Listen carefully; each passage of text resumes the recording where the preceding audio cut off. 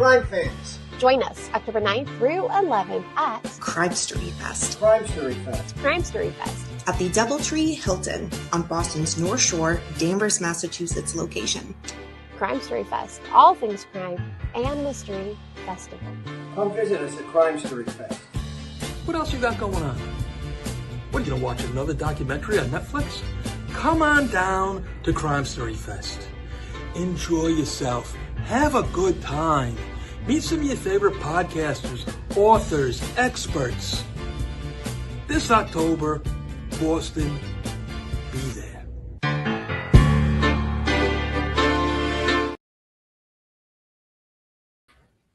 Hi, and welcome to Danny After Dark. If you're new here, make sure to like and subscribe so you don't miss a notification or a new episode.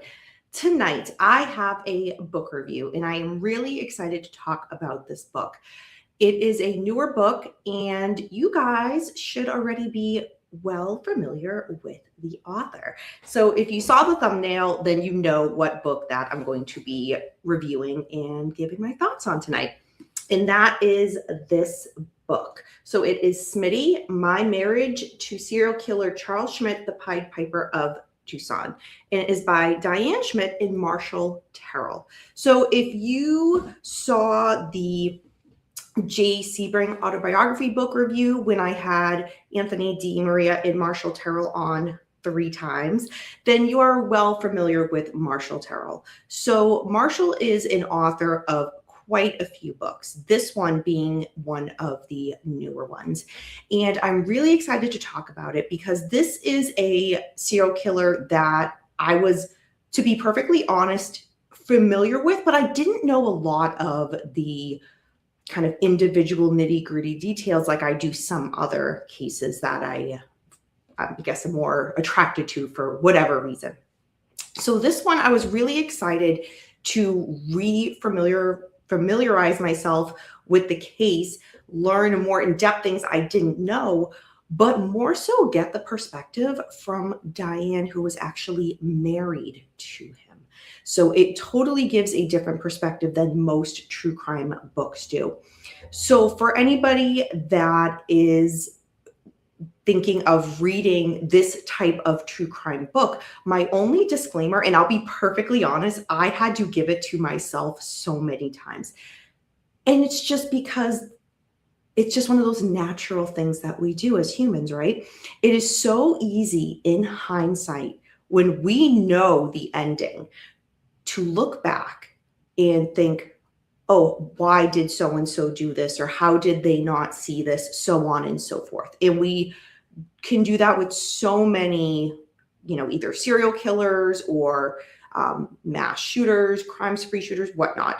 It can cover a whole genre of true crime cases. It's so easy to do that after the fact, but I really had to kind of remind myself each time I picked up the book to have a clean slate of mind so that I could really take it in and not be judgmental in any way, shape, or form, because our mind kind of naturally does that to certain responses. You'll read something and you're like, oh, but it's like, okay, now stop and be open-minded. So it was a lot easier, in all honesty, for me to do that the second pass through when I read it a bit more critically. Because yeah, as y'all know, when I do the book reviews, I like to read it first just as a consumer and the book nerd that I am. And then when I go to do the review, I read through it again with a bit more of a critical eye. So just take that as you will. So before we dive in, hello, Kane, welcome. I hope you are doing good this evening. So let's go ahead and talk about what is on the back of the book. I did type it out, so anybody that is picking up the book and reading it, this is what you are going to see on the back. I just made sure to silence my phone because I realized I did not do that before. So the back of the book says, for Diane Schmid, closure is not an option. SMITTY, My Marriage to Serial Killer Charles Schmid, the Pied Piper of Tucson, unveils an unforgettable tale of love, betrayal, and survival. Diane Schmid thought she had found her Prince Charming when she met Charles Schmid, a charismatic and mysterious man who swept her off her feet as a teenager in the mid-1960s. But her fairy tale quickly unraveled when her husband was arrested for multiple shocking murders that captured national attention. Set against the backdrop of a rapidly changing America, this deeply personal memoir recounts Diane's journey from a young girl in love to a woman facing unimaginable revelations. Through vivid memories and unflinching honesty, Diane reveals how she navigated a life overshadowed by her husband's heinous crimes while striving to protect her family and find peace. Written with co-author Marshall Terrill, this book offers a unique perspective on one of the most infamous cases in American history, shedding light on the devastating human cost of living such a dark secret. Blending gripping storytelling with heartfelt reflection, SMITTY captures the strength of a survivor who chose to share her voice after decades of silence. SMITTY is a compelling and haunting read for those who seek a deeper understanding of resilience in the face of unthinkable events. Right off the bat, I will say that description on the back is spot on. And right away, one thing that I pick up is, as a reader, it says, that she met a man who swept her off her feet as a teenager in the mid-1960s. So that is such an important thing to keep in mind as a reader. Right away, you're like, okay, we're dealing with somebody who was a teenager in a specific decade. So again, it is so easy. Right now, we're in 2026 to look back and look at it through different set of goggles of decades ahead. And, United States is more progressive. Teenagers back in the 1960s are very different than teenagers now. But you have to really take into account and keep an open mind of the decade that we were in at the time this occurred, as well as the age of Diane. So one of the things that I was captivated with right away from the back of the book as well is it's saying that Diane is going to give that open and honest, unique perspective after decades of silence. And that is the case. If you look up Diane, she is one of those voices who was someone who was married to a serial killer who hasn't spoken about this for such a long time. So you're really getting that raw perspective that you really have not heard before. So I was right away, of course, intrigued and immediately wanted to read more and to kind of see through her eyes and through her mind what happened at that time and really kind of see how everything played out, not just then, but decades later. So let's go ahead and dive in. So the book itself is 322 pages, split up between 30 chapters. There are 43 pages of black and white photos. A lot of those photos, well, let me rewind that. A decent amount of the photos that I was already had either seen just in through, being familiar with true crime cases and of knowing about this case. But with that being said, there were a lot of photos that I had not seen before. And not only that, they gave a really good insight into Diane as well as her husband and their marriage. So individually as well as together as a couple. So I found those really, really cool to see. Not all books give photos, but when they do, especially when they give ones that the public hasn't really seen before, I think it gives a really good, fresh perspective and insight as a reader. So, of course, right away, I was intrigued and drawn by that. So let's dive into the actual book itself. So the book starts right away saying, those are my cats in the background. They're quite lively tonight, I'll be perfectly honest. So the microphone may pick it up, I'm not sure. That was quite loud on my end. I don't know if it picked up on the microphone. So you guys get the cats tonight in the background. So the book starts out again with Diane right away saying where she has remained silent for over 6 decades. I just want to repeat that, 6 decades. She changed her name to protect the privacy of her and her kids originally, but decided to speak now. She says right away, right off the bat, that she still has nightmares. Her husband was taken from her twice. First time he was sent to Arizona State Prison in 1966. The second time was when he was viciously stabbed to death in 1975 by 2 inmates who were supposed to be his, quote, friends, end quote. So how did she meet Charles? She does talk about that in the book. So SMITTY, as she calls him, and her met at a hamburger stand. 2 months into meeting, they were then married. So very quickly, but that was not uncommon at those times. So 2 weeks after the wedding, their Desert College was surrounded by Tucson police. So again, they meet, they get married 2 months later, and then 2 weeks after the wedding, where they live is completely surrounded by police. SMITTY was mysteriously hauled off to jail in handcuffs, and the official charge, Diane learned, was for multiple murders. Quote, "My husband's murder spree was very much a product of the times," end quote.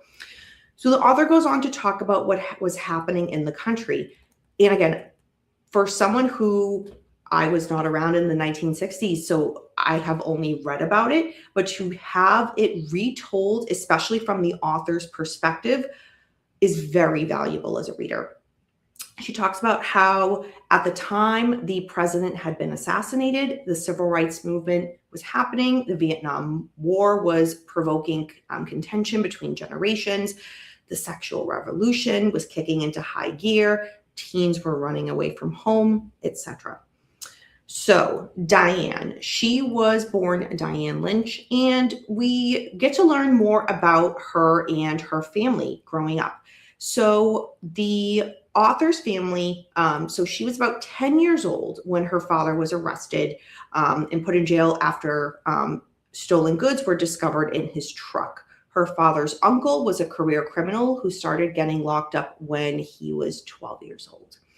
Her father was a very hardworking man. He never had a day off work, always made sure there was food on the table for the family, and just did what he had to do, which again is such a common thing of those times.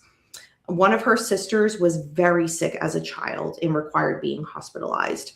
The doctor had suggested that the family pick up and move to a warmer, dry climate. So the parents did do that. They moved the family to Tucson, Arizona in 1959. So we get to learn in the book that the Tucson, Arizona of 1959 is nothing like it is today. The book goes into quite a bit of detail as to explaining why that was the case. And again, I found that extremely helpful because I'll be perfectly honest, when I heard moved to Tucson, I'm like, okay, I had a certain picture in my mind, but it was nothing like that. So the type of home that the family got, they got a 2-bedroom, 1-bathroom apartment that the family had squeezed into. So Diane was in charge of taking care of her younger siblings. Keep in mind, she was one of 9 kids. So let's put that in perspective. 2 bedrooms, 1-bathroom apartment. Mother, father, 9 kids. So Diane did what so many kids do. She started to rebel, smoking, drinking, skipping school, and even running away a few times. The family did fall behind financially, and the bank did a closure on the place that they had lived in. So they ended up moving to a poor area of Tucson, living in, and I'll be perfectly honest, I do not know how to pronounce this, so I'm just going to spell it. Quonset, Quonset Hut. So now we're going to jump forward to 1965. This is when Diane met Charles Schmid. So specifically August 8th, 1965. And as I mentioned a little earlier, she met him at a burger stand. He was in his 20s at the time, and he drove up, and both he and his car immediately grabbed Diane's attention.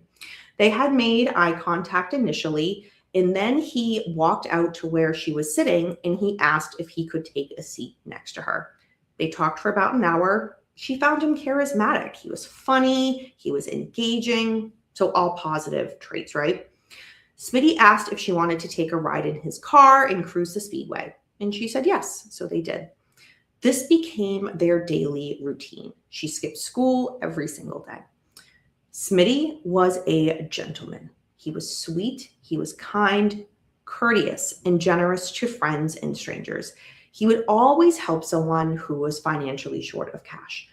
He told Diane that he had received $300 a month stipend from his parents in exchange for helping him distribute nightly meals to the patients of a nursing home that his parents ran, including helping with the laundry and general maintenance as required. So again, I'm talking about $300 a month stipend back in 1965. So that was quite a bit more money than if we kind of framed it as $300 in 2026. SMITTY told Diane that he was adopted and his birth mother was a Hispanic woman who lived in the nursing home. And she literally gave him to his now adopted mother when he was born. So a little bit of background about SMITTY. So Diane and SMITTY's relationship moved extremely quick. Within 1 month, they had professed their undying love to each other and talked about raising a family. SMITTY ended up proposing, and Diane said yes. Her parents gave SMITTY their blessing. So that's one thing to keep in mind here. So her parents had met him and they clearly approved and gave SMITTY the blessing. SMITTY's dad was very kind to Diane, but not SMITTY's mother. So the book goes quite a bit into SMITTY's mother, and my heart each time I read anything about Diane's interaction with her mother-in-law, I just cringed on her behalf, on Diane's behalf. I was just like, oh my gosh, I feel so bad for her, because you right away realize reading this book, like Diane was never going to do anything right. She was never going to do anything right in her mother-in-law's eyes. And it was just such a sinking feeling. So my heart really, it was really with her. It was really with her through the whole book. So let's get a little bit more into detail. So Diane thought that SMITTY was an only child. She only learned years later that he actually wasn't, and he had a sister. The sister didn't really care for Diane as well. So again, with Diane's mother-in-law, did not care for any of the girls that SMITTY brought home. None of them would add up to her. And that goes right back to what I was just saying, right? And I know everybody watching this can think of someone, or many people, where the woman that their son is dating is never going to be enough. It's never going to live up to themselves. So we all know people like that. We've all met people like that. So right away, you're like, okay, I can totally set the scene and see what's going on here. So Diane was able to meet more people involved in SMITTY's life. She met his friends, but she didn't really care for them because they got into a lot of mischief. So now October 24th, 1965, that is when Diane and SMITTY got married. So Diane was only 15 years old at the time, and they couldn't legally get married in Tucson. So the only options that they had were Lordsburg, New Mexico, or, and I'm totally going to butcher this, Nogales, Mexico. Neither places required a blood test. Remember, back then, blood tests were required to get married. So I'm going to totally butcher this. Nogales, Mexico was an hour by car, and it was much cheaper to get to. So that's where they went. SMITTY gave his parents a week notice that they planned to get married in Mexico. SMITTY purchased the dress, and his mom did the alterations for Diane. She was an amazing seamstress, but she, again, mother-in-law, showed no interest in celebrating or even really talking to Diane that day. So in her mind, again, Diane was the woman that was yanking her son away from her. And SMITTY's mom never really forgave Diane for it. And what is there to forgive? I'm Team Diane on this. Team Diane completely. So the vows during the marriage ceremony took about 10 minutes, and then the justice of the peace pronounced Diane and SMITTY husband and wife. Diane had said in the book that it was the happiest moment that she had ever experienced in her life. She says, quote, "That moment was perfect. He was perfect. He was Mr. Perfect," end quote. So right away, okay, I'm already like cringing before I even read this next part. So Smitty's mom hired a photographer for that day of the wedding. When the pictures were developed, Catherine was only given, Catherine, Smitty's mom, only gave one photo to Diane. And it was the picture of Diane and Schmid in front of City Hall, which is actually the one that is on the cover of the book. So I just realized my straw was in the picture. That is the photo. So again, Diane gets married, and that is the only photo that she is given from that day. So right away, Catherine, Smitty's mom, was going to be ultimately one in control of that. And she controlled the rest of the wedding pictures. And Diane states in the book that she had resented her mother-in-law for decades. So once they got back home, Smitty's parents threw a small reception party. Smitty's friends came by. And one of them, who Diane really wasn't a fan of, he made a scene saying something to the effect of, "I can't believe you married her. I've got to talk to you right now." Schmid tried to play it cool, but did take a few steps to the side to have a private conversation with him. But Diane overheard it. So the guy said, quote, "How could you marry her? What if she finds out about the girls?" Schmid said, "What girls?" And the friend said, "The girls we buried. What if she finds out and turns us in?" So Diane says very blatantly to the reader, please remember she was only a teenager at the time. Again, that was something that I said right away before I even jumped into the review of the book, to keep that in mind. But I'm really, really glad that Diane took a moment to pause and remind the reader of that. What she goes on to say is part of her was in denial about what she had just heard on the most special day of her life. She also didn't want to press the matter because it was going to be her wedding night and she was blissfully happy. She also thought that her husband's friend was a bit unhinged. It was as though somebody didn't want them to have a relationship with anybody else. And this friend didn't want his friend Schmid to be happy. So that's what was going through Diane's mind, which all of those things, it makes sense. It really does. When you take a step back and you think, okay, she didn't really hear much, 15 years old, it was her wedding night. And it's so easy to kind of sit back and say, okay, that makes a lot of sense. So now the wedding night has ended and Diane's new life with Schmid has started. She realized his home needed a bit of a women's touch because it kind of looked like a bachelor pad. He was used to living alone there. He also had no food in the refrigerator or on the pantry shelves. So what Diane was going to quickly learn was that Schmid's mother had always brought her son breakfast, lunch, dinner every single day from the nursing home. She also did his laundry. So Diane asked Schmid to tell his mother. She no longer had to do these things for her son. Diane was now his wife and was going to be taking care of her husband. A line had to be drawn so that she wasn't also the mother-in-law, coming into the house every single day. And keep in mind, his parents live next door. So all of those things. And again, my heart was just like, oh my gosh, Diane, like, I feel you, girl, I feel you. So there were times when Catherine, Schmid's mother, would invite Schmid over for dinner, but not Diane. Pizza was one of Schmid's favorite foods, so she would specifically say, Schmid, come on over for pizza. He would politely decline, though, saying his wife had cooked him a meal and he was all set for the night. Catherine responded by going silent and hanging up the phone on her son and just not talking to him for several days. So again, as a reader, I was feeling this. I was like, oh my gosh.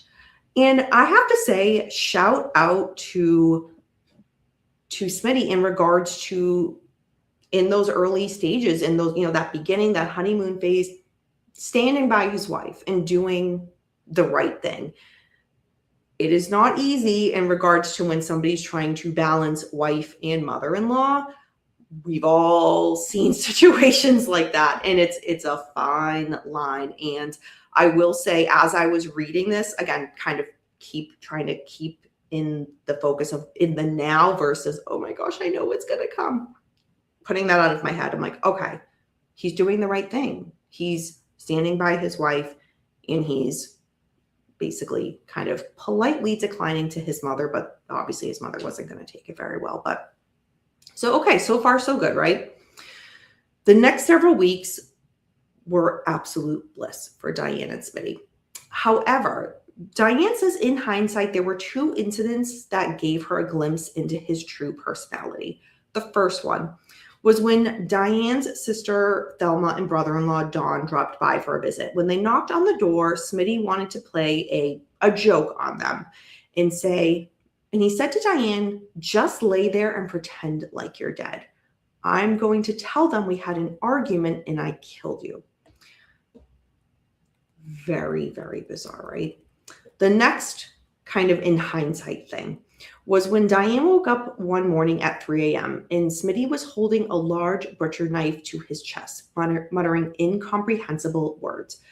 The most Diane got out of him at this time was he kept saying, quote, God's going to punish me for what we've done, end quote.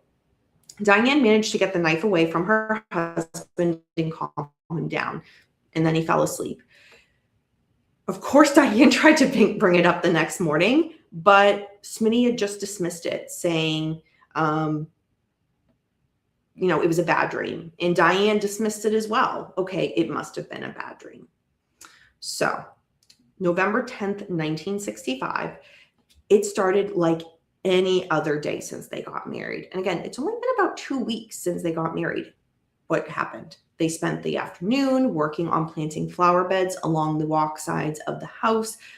This was something Diane wanted her whole life. So SMITTY went out of his way to make sure that his wife got what she wanted and was helping her build the prettiest flower bed absolutely possible. After a few hours, SMITTY came in the house for lunch. After he finished, he went back outside. But within less than a minute of going back outside, he came back in completely paranoid, saying there were cars out there, and he felt that somebody was watching them. Diane went outside. She did see cars parked on the street, but that was always the case. So she kind of dismissed it as this is just something that usually occurs. So he went into the bedroom and called someone. Diane does not know who SMITTY called, but he told her that the other person on the phone, he told the other person on the phone what was happening. He was frantic and he's saying, quote, something going on, people are watching us, end quote. That is when Diane then heard a loud knock on the door. She says, quote, when I opened it, our lives were vocally changed. I think I mistyped that. I totally did. Basically, we went from a peaceful bliss to a living hell, end quote. It was at that point we learned that several members of the Tucson Police Department were there, and there were several patrol officers that were parked outside along the street. So SMITTY's paranoia that there were cars there, that he was being watched, did turn out to actually be the case. So one of the officers placed a piece of paper in Diane's hand. It was a search warrant, and the other police officers just walked right past her. The address on the search warrant, here's the thing, it was not for their house. It was for their parents' house. Remember, the parents lived next door to Diane and SMITTY. But at the end of the day, that did not stop police. Even though they were technically at the wrong address, they turned over everything in Diane and SMITTY's house. SMITTY ignored the officers and continued his conversation. Remember, he's in the bedroom. He's on the phone with somebody. But the police told him to terminate the call. SMITTY was then told he was under arrest. And what he was under arrest for were the murders of Gretchen and Wendy Fritz. SMITTY appeared to be extremely nervous and in utter disbelief and shock. it all happened in the blink of an eye. Diane didn't have time to figure out who and why was in the house. Everything was just being thrown at her right away, which I can only imagine the chaos that was unfolding. Diane ran across the street to the nursing home that her in-laws worked at. She went to find her mother-in-law and told them what was happening. By the time Diane and her mother-in-law, Catherine, ran back to the house, Schmid was already on his way to the police station. So the police had told Schmid that they obtained a statement from his friend Richard Bruns. Quote, he showed us where the bodies of Gretchen and Wendy Fritz were buried, end quote. So Richard Bruns, let's jump back a second. He was actually the friend that on the wedding day was saying to Schmid at the kind of reception party, why did you marry her? What if she finds out? So that is the same friend. Schmid was defiant, and he was telling police that his friend was out of town in questioning, where the bodies. Are you sure you guys are the cops? Just very, very defiant to law enforcement. And at the police station, Schmid saw a lie detector machine, and he instantly said, I'm not taking that thing. I will say, I am not a fan of lie detector tests.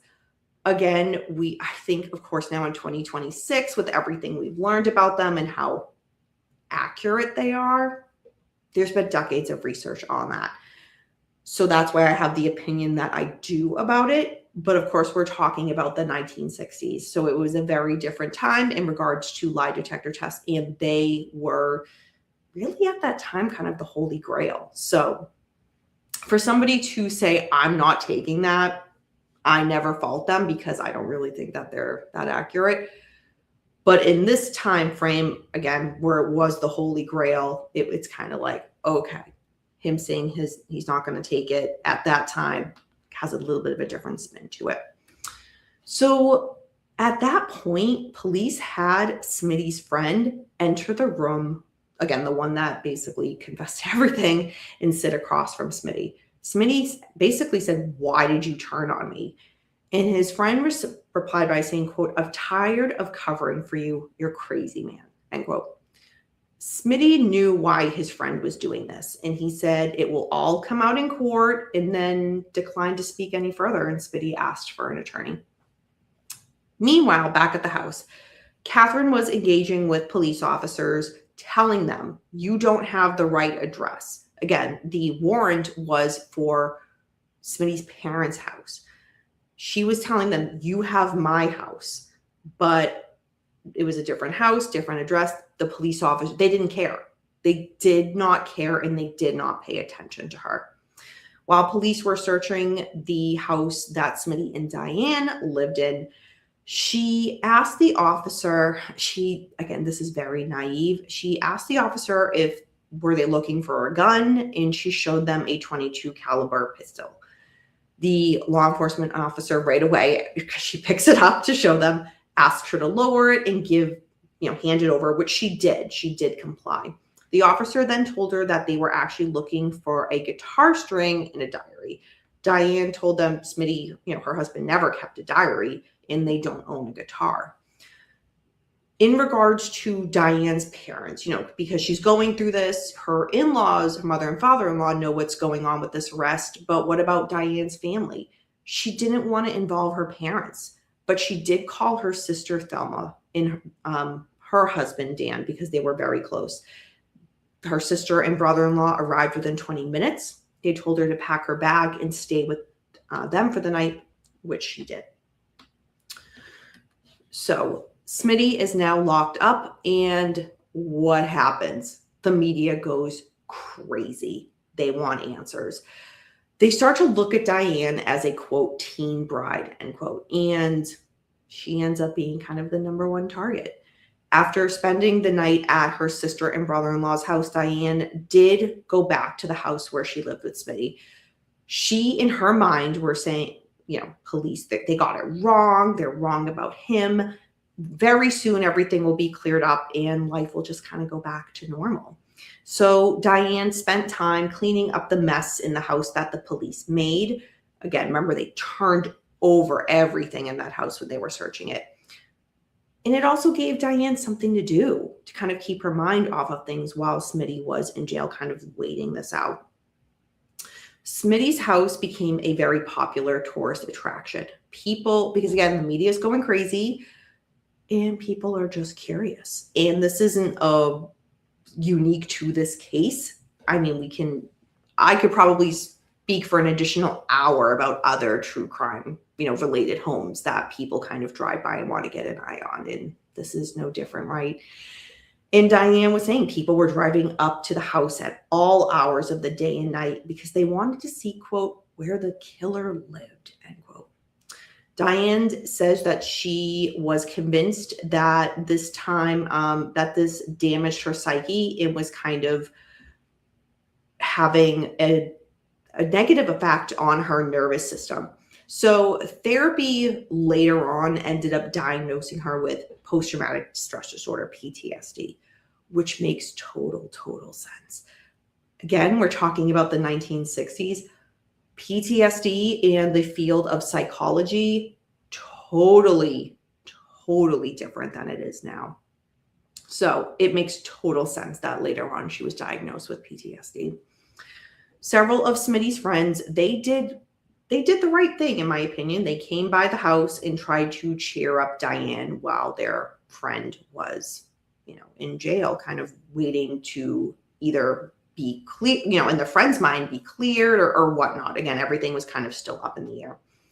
So one of Schmid's friends, Larry, he even called police to offer an alibi for Schmid, saying that Schmid was with him on the night that Gretchen and Wendy Fritz went missing. What the thing is, and bad move, when police called Larry's stepmother and told her, your son's lying to the police about an alibi and he could be sent away to reform school, Larry immediately recanted his statement, which does not look good from Schmid's perspective, that somebody is willing to lie about an alibi because, we know. So the photo of Schmid in handcuffs being arrested, that was published to the media because everybody wanted to see what was going on. His dyed black hair was all messy. His drawn on mole on his face was a mess. And the big bandage on his nose was there, but it was a bit disheveled. So all of these things that I'm saying, if you're thinking, wait, what? If you're not familiar with Schmid, definitely look him up and look up photos of him. He did dye his hair. The mole on his face, he drew on, and he always had a bandage on his nose. It's very interesting. The book does get more into it, but I think right away, if you're not familiar with this case, or maybe you really haven't seen many photos of him, you kind of read that and you're like, you do a double take, like, wait, what? But yes, that is correct. So Schmid would write notes from prison and give them to his mother, Catherine, to pass on to his wife, Diane. Those notes were basically all trying to reassure Diane that he was innocent, instructing her to ignore what she might read in the newspapers or on TV, in the media, so on and so forth. He would be home soon and they could just get on with their lives together. Diane did say she would eventually move out of the house and move back in with her parents. And this was very strategic and really the right thing to do, again, from an outsider's perspective looking in, because then she could be in hiding from the public. Because not only is she dealing with something so personal and really a private matter, but it's being broadcasted, not just for the city, not just for the state, but nationally. Like everybody was becoming aware of this case. So yeah, she should just kind of step back so she can really process things in the right way. Diane's parents agreed that Schmid was not a killer. Remember, they liked him. They said he was he was a respectful man. They even thought this was a complete and total mistake. And eventually, you know what, the court will figure it out and they're going to do the right thing. So in the meantime, Schmid's trial date was set for February 15th, 1966. And the chapter ends with, quote, "We wanted the truth. We had no idea what we were asking for," end quote. That that sentence just really, really resonated with me, because as a reader, you're just like, oh my God. Oh my God. Again, I'm in my mind as a reader trying to put out of my mind that I know what the ending is going to be in regards to Schmid in his trial. But as a reader, just trying to be in the moment, I was like, oh my gosh, Diane has no idea what's about to come. So Schmid's parents, they didn't want a public defender representing their son at trial. So they hired an attorney, William H. Tinney Jr. Diane would come to find out that the state was actually not only trying to put him in prison, but more so they were actually trying to seek the death penalty against him. And at that time in history, the death penalty meant the gas chamber. Before Schmid's trial was to begin, 2 associates of his, they actually already went ahead and pled guilty to charges in connection with the 3 murders and were going to testify against him. And if you're thinking, wait, what do you mean 3 murders? We talked about 2 women that had gone missing and murdered. So stay tuned. So in court, Diane saw Schmid for the first time since the arrest. She was so excited to see him. However, it was very clear that the feeling wasn't mutual. Schmid had wrote to her prior saying he did not want her anywhere near the courthouse. He didn't want the media harassing her. So all he did when he saw his wife in the courtroom was basically shake his head when he saw her. I just can't even imagine like that sinking feeling in Diane's stomach she must have felt when she's so excited to see the love of her life and he just shakes his head at her, very much in disapproval. So, but Diane, she didn't let any of that kind of get to her, bother her, because she was there wanting to find out what exactly was going on, but more so she wanted to hear her husband's side of the story. But Diane didn't get that chance because Schmid's attorney didn't want to put him on the stand. Diane did, however, hear what the prosecution had to present. So what we're going to learn, let's dive on into that. The jury selection, because that is very important to the trial at hand, ended up being 5 men and 7 women being selected, and there were 2 alternates. At the beginning of the trial, the judge read the formal charges against Schmid. And okay, this is wild. The judge was an elderly judge, and he announced when he was reading the charges, quote, "The defendant has entered a plea of guilty," end quote. Schmid looked at his attorney and was completely stunned. The judge misspoke. The judge then caught himself and said, quote, "Oh, did I say guilty? I meant the defendant is pleading not guilty," end quote. Oh my God. Oh my God. Everybody's entitled to a fair trial, right? Every defendant is entitled to a fair trial. To have a slip up like that,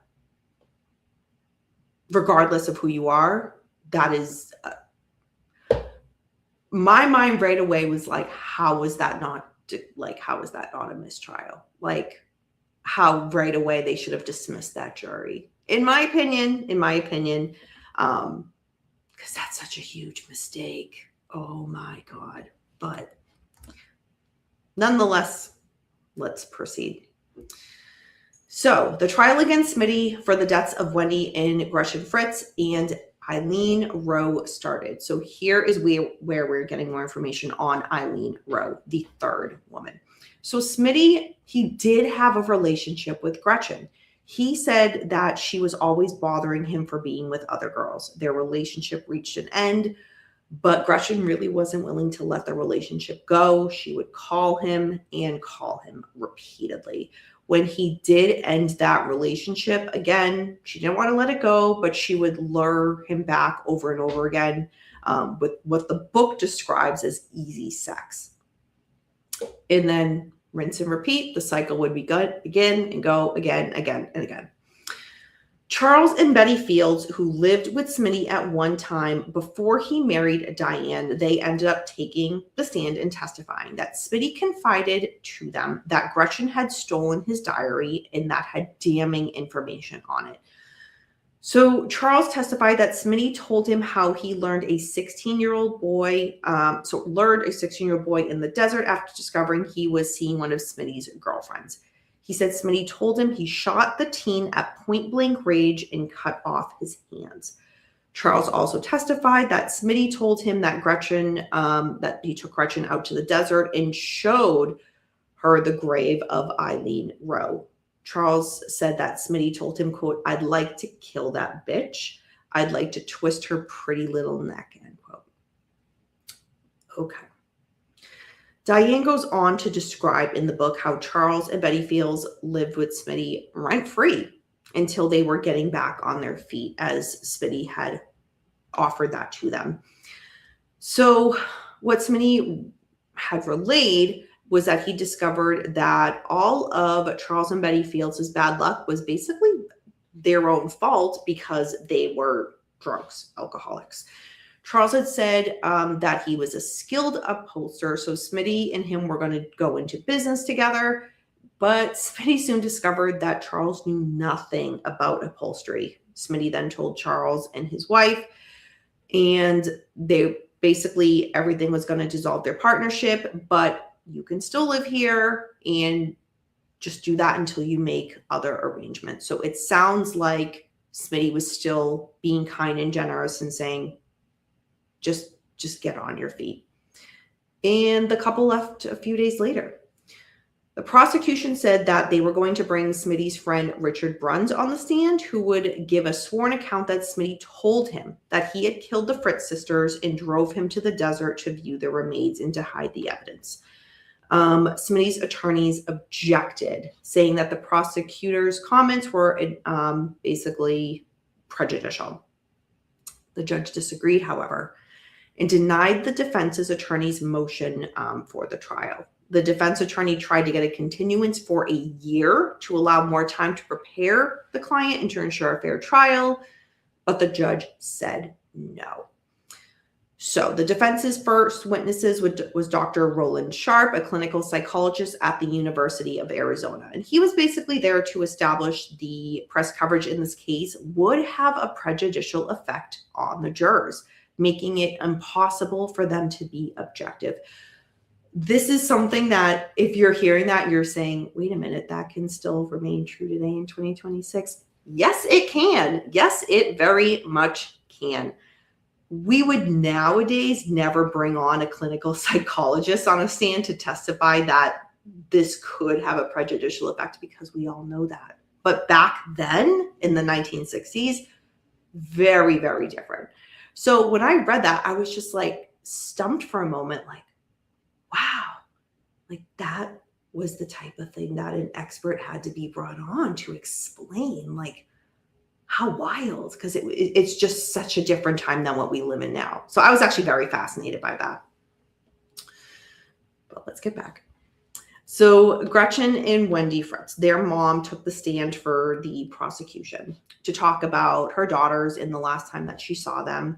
She said that SMITTY was always polite when she was in the presence of him, and that Gertrude never spoke negatively about him. We learn that Dr. Lewis Hirsch, the pathologist that examined the bodies of the Fritz sisters, took the stand as well, and he had said Gretchen was strangled by a guitar string. Detectives testified that they found a guitar string near the remains of her in the desert, and they believed that this was the cause of death. Do y'all remember when the police were searching Diane and SMITTY's home, they were asking about a guitar, and Diane said, no, wait, my husband doesn't have a guitar. So pieces are coming together, right? An employee of the shop where SMITTY actually pawned his guitar on July 20th, 1965, testified. He did not know if the string was with the guitar on that date. But this is where, as a reader, we're like, okay, so he had a guitar and he had actually pawned it. And again, this is where Diane is also learning that as well. So Diane goes on to talk about how, despite hearing some of the bad things that she had heard while in the courtroom, she had no doubt that her husband was still innocent, because to her, he was sweet, he was caring, and he was a husband that could not commit the type of acts that were being described in court. So we learn here that psychologists have studied a lot of serial murders over the decades. And one of the things that is discussed, that most legally sane people can easily function in daily life in society. So in regards to somebody like Charles Schmid, so they can blend in very, very well into society, because as the book describes, their darkness inside of them can mostly be covered up. And that basically, what sets them apart is basically their inability to feel empathy for their victims. So I know that this book, there does get a bit more into like the psychology aspect about it in this book. And I'm just kind of briefly touching upon it now, because in full honesty, I would love to just nerd out and talk for like hours about like the psychology perspective all on its own here in regards to this case. But that's not what we're here for. We're just for a kind of overall book review. But if you are into not only true crime, but psychology, this book goes into a lot into the psychology of SMITTY, I mean, and Diane as well. So it's a good one for that. But let me quit nerding out for quite some time. So Diane talks about how SMITTY, again, as we learned, he was given up by his biological mother at birth. So he was given to Catherine, what we now know as Catherine Schmid. So somebody's, in regards to his birth certificate, his adopted parents are listed on his birth certificate. But we know in 2026 that couldn't happen today. Someone's adoptive parents would not be listed on the birth certificate, but back then it was. So that's a very interesting thing. And I did not know that back then, that was something that could happen. And I did not know that happened in this case. So when I was reading that, I was like, okay, that's new to me. That's very interesting. Catherine, as much as I was just like, and I still am kind of Team Diane on this in regards to her mother-in-law, Catherine, to give credit where credit is due, she loved her son. She loved her son as though he was her own. Her husband, Howard, so SMITTY's biological father, he had no say in raising SMITTY. Basically, Catherine was the one that ran the show, and Howard just went along with it. And Howard just really wanted to keep the peace. And it makes sense. I mean, I feel like you don't even need to be this far into the book review to kind of be like, okay, well, yeah, Danielle, that would make sense that Catherine ran the show. And, Howard just kind of, all right, just let my wife do her thing. But if you didn't pick that up as a reader, it's very much explicitly told later on in the book, where you're like, okay. Yep, that jives. So with that being said, between the dynamic of Catherine, I mean, no doubt loving her son, but also SMITTY could do no wrong. So he was allowed to do whatever he wanted, whenever he wanted. And he was always taken care of by Catherine. So these, again, background details that we're kind of learning about SMITTY as the book progresses. It kind of, as much as y'all know your girl loves a cohesive timeline, let's just go and work all the way to the end. There's no need to jump around. In an ideal world, every book would be that way. Sometimes the jumping around does not make sense. And it's like, why the heck is the author doing that? I will say in this book, in this case, it makes sense because we're not following SMITTY's story. We're following Diane's. So she's learning things about her husband and about her husband's family, about so much of his life. as things are unfolding in the trial and as things are kind of being put into perspective. So it 100% makes sense that, kind of details about Smitty's past would kind of present themselves at different part of the book. So it makes a lot of sense in that case. And I will say that the authors, Diane and Marshall, do a phenomenal job of very organically weaving that in as Diane is learning things and that is unfolding. It is not always done that way. And I always want to give credit where credit is due. And when it is done very organically and flawlessly, where as a reader, it just flows and you're like, this makes sense. It's appreciated. As a reader, it's appreciated. So excellent job. Excellent job to the authors for that. So Smitty's trial. His attorneys felt that there was a rush to judgment. His attorney only had 3 months to prepare for the trial, which only lasted 11 days. And basically after Smitty's arrest, the whole thing was an uphill battle completely. Okay, a few people have come into the chat. Just want to do a quick pause and say hello. Beckham, hello. Dancing Firefly, hello. PJ Wolf, hello. Good to see you. And Virginia Wolf, hello. Oh my God, that's so funny. People side-eyeing their husbands when she reads this book.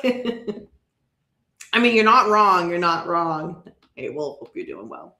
And for everybody who's watching, who's not in the chat, thank you for joining as well. And by all means, jump in the chat. I would love to hear your thoughts on this as I'm going through it. Or if you've read the book, please jump in the chat and kind of chat along with. So again, everything since Smitty's arrest was basically an uphill battle.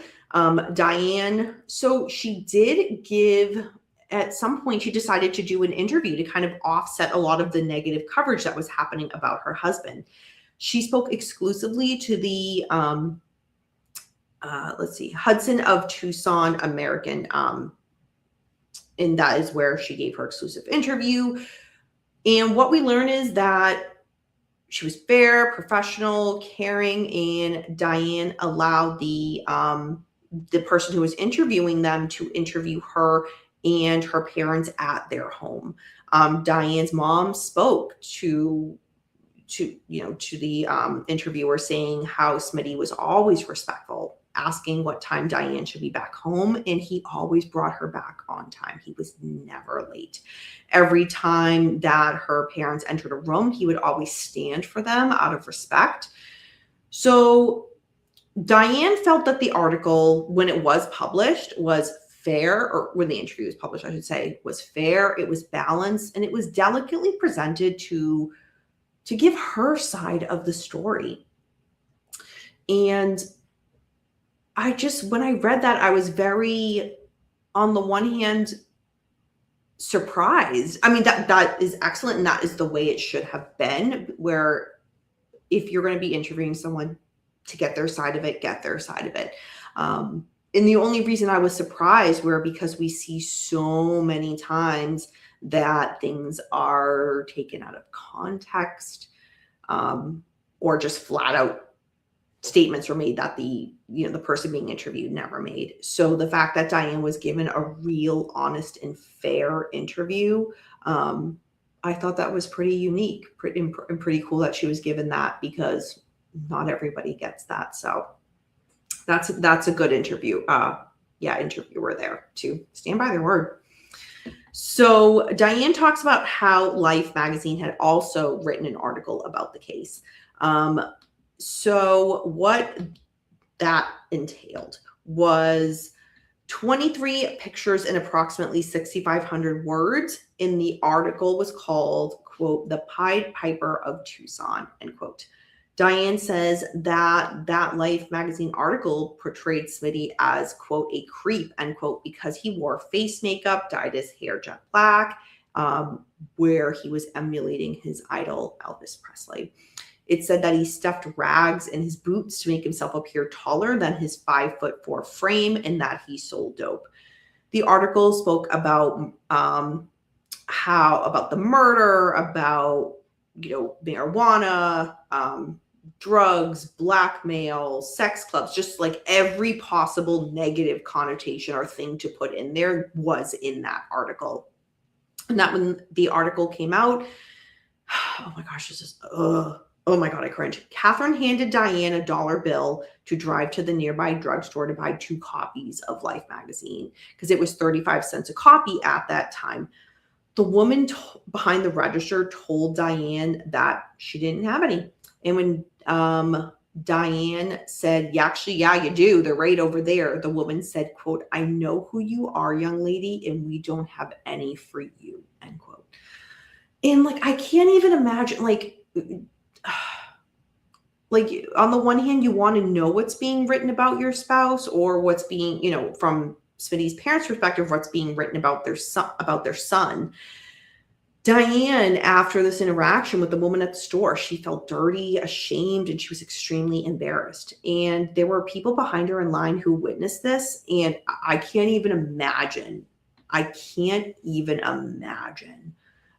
Diane says, here's what I was feeling, but like just reading it on paper wouldn't do it justice as to what she really felt. So Diane returned back to Smitty's parents' house and told them what happened. So, and this is like one of the only moments I'm like, okay, Catherine, I can stand behind you in this. Catherine went barreling down to the drugstore and she came back with 2 copies of Life magazine. She recounted how when she went, the clerk was surprised to be confronted about not selling Diane the magazine. And we learned that Catherine said, quote, while I'm the killer's mother, I'm not leaving the store until you sell me the magazines to me, end quote. So the clerk sold her the magazines. Diane said that they did read the magazines and, quote, pierced a bubble of protection that had been surrounding me and nothing was ever the same again, end quote. So right after that part of the book comes a little bit of more of an insightful part into Diane's mindset. It says, quote, with age comes wisdom. Today, I am very objective about the heinous things Smitty did to those 3 young ladies and the fallout of his crimes. I'm particularly empathetic to the victims' families who have had to endure and live with this trauma for decades. I have lived with it as well. But in the early 1966, during Smitty's trial, there was nothing anyone could say or do to change my mind about my husband. I was totally convinced that he was an innocent man who was being framed by his sketchy friends for something he didn't do, end quote. There's so many telling things about that passage. Like when I read that, it just really, really resonated with me. And there's something about that I'm going to touch on at the very end of my review that kind of really stuck with me. But yeah, it's kind of the with age comes wisdom thing and kind of reflecting back. And I really like how Diane gives that insight because right away, I think as a reader, you're like, okay, she gets it. But at that time, she's just being raw and vulnerable and honest, saying at that time, nobody could say anything to change my mind about what I thought about my husband. So that's really one of my favorite paragraphs from this entire book. It just gives such an insight and such a raw, vulnerable look into Diane's mind.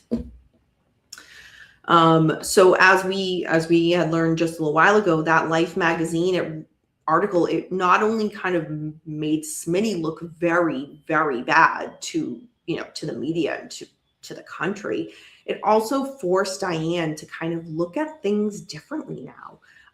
Diane felt that Smitty's parents were really in complete denial about what was going on with their son, especially in regards to the article as well. And Diane goes at length talking about the article to the reader and kind of breaking down her thought with that. I won't get any more into that in my review, but Diane does a really good job of kind of not only saying, I felt differently now based on what I read it, she goes in depth with that. So at this next part in the book, we learn about all of the victims and their background. And I'm really, really glad that the authors made that choice to put that information out there. Again, true crime is very much shifting in regards to being more victim focused. And I do want to say that I find Diane a victim in this as well as Smitty's parents. One offender's behavior or what they do, their crimes, I think so many times we think that, you know, for example, let's say that there were, in this case, 3 people that their lives were taken. We hear, oh, there were 3 victims. No. There were, I mean, tons and tons of people who were impacted by this. I kind of probably wanted to say more than 100 people, but there probably is. Because we think the victims who lost their life, and then each of their individual bubbles of people, their family, their friends, their school classmates, their coworkers, their community members, it just spreads out further and further and further. And all of those people's lives are impacted because of that one person who lost their life. So to say this person had 3 victims. No. So many more. And again, I consider Diane a victim, and I consider Smitty's parents a victim in this as well. But with that being said, the authors do go into the 3 women whose lives were lost, and we do learn quite a bit more about them. And to be perfectly honest, I did not know much about the victims. I knew a bit about this case, but not about the victims. So I was really glad to be educated about the victims whose lives were lost in this case. So just to give a brief, very, very, very brief recap. So Eileen, she was a bit naive and she was very trusting. She was reliable. She was smart, liked to read, and she was close to her mom. Gretchen was a wild child. She didn't like rules, and her father was always bailing her out. On the evening of August 16th, 1965, Gretchen went to a drive-in movie with her 13-year-old sister, Wendy, and it was the last time anybody would see those sisters alive.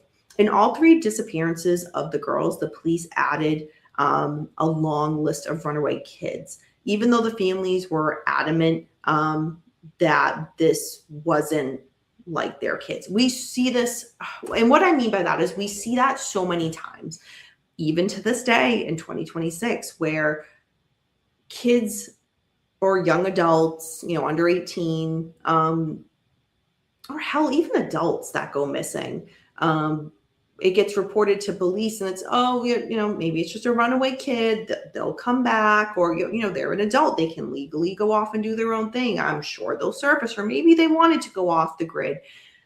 But in some of the time, is that the case? Absolutely. But we have to step back and think a lot of the time when, police are just so easy to dismiss and say, oh, nope, clearly a teen runaway. Don't worry about it. When it's like, no, at some level, there are responsible kids that like, no, this, they would not do this.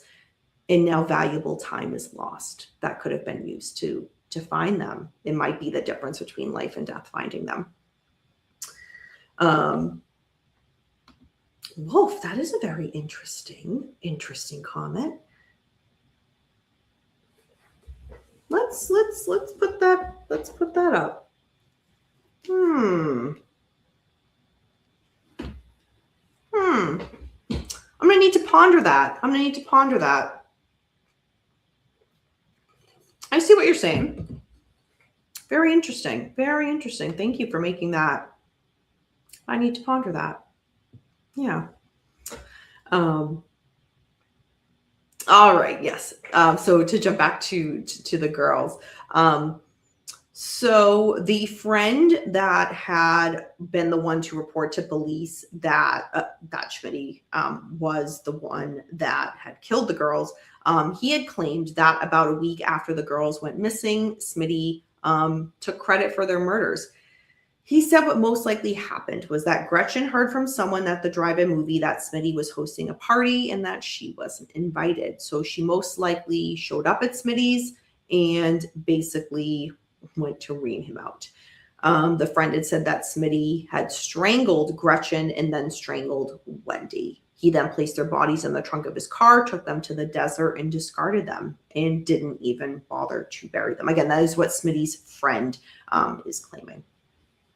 Smitty was paranoid about the police, the FBI, President J. Edgar Hoover, in that administration's office, saying that the mafia had targeted him over the disappearance of Gretchen and Wendy and that he needed protection. The friend was nervous that since he knew Smitty was being targeted, then he was going to be basically targeted as well. So it's a bit interesting at this part of the book when it kind of goes through what the friend who ratted out, but went to law enforcement and made the statements that they did, kind of his mindset and what he's kind of claiming. Smitty said this, Smitty did this. It's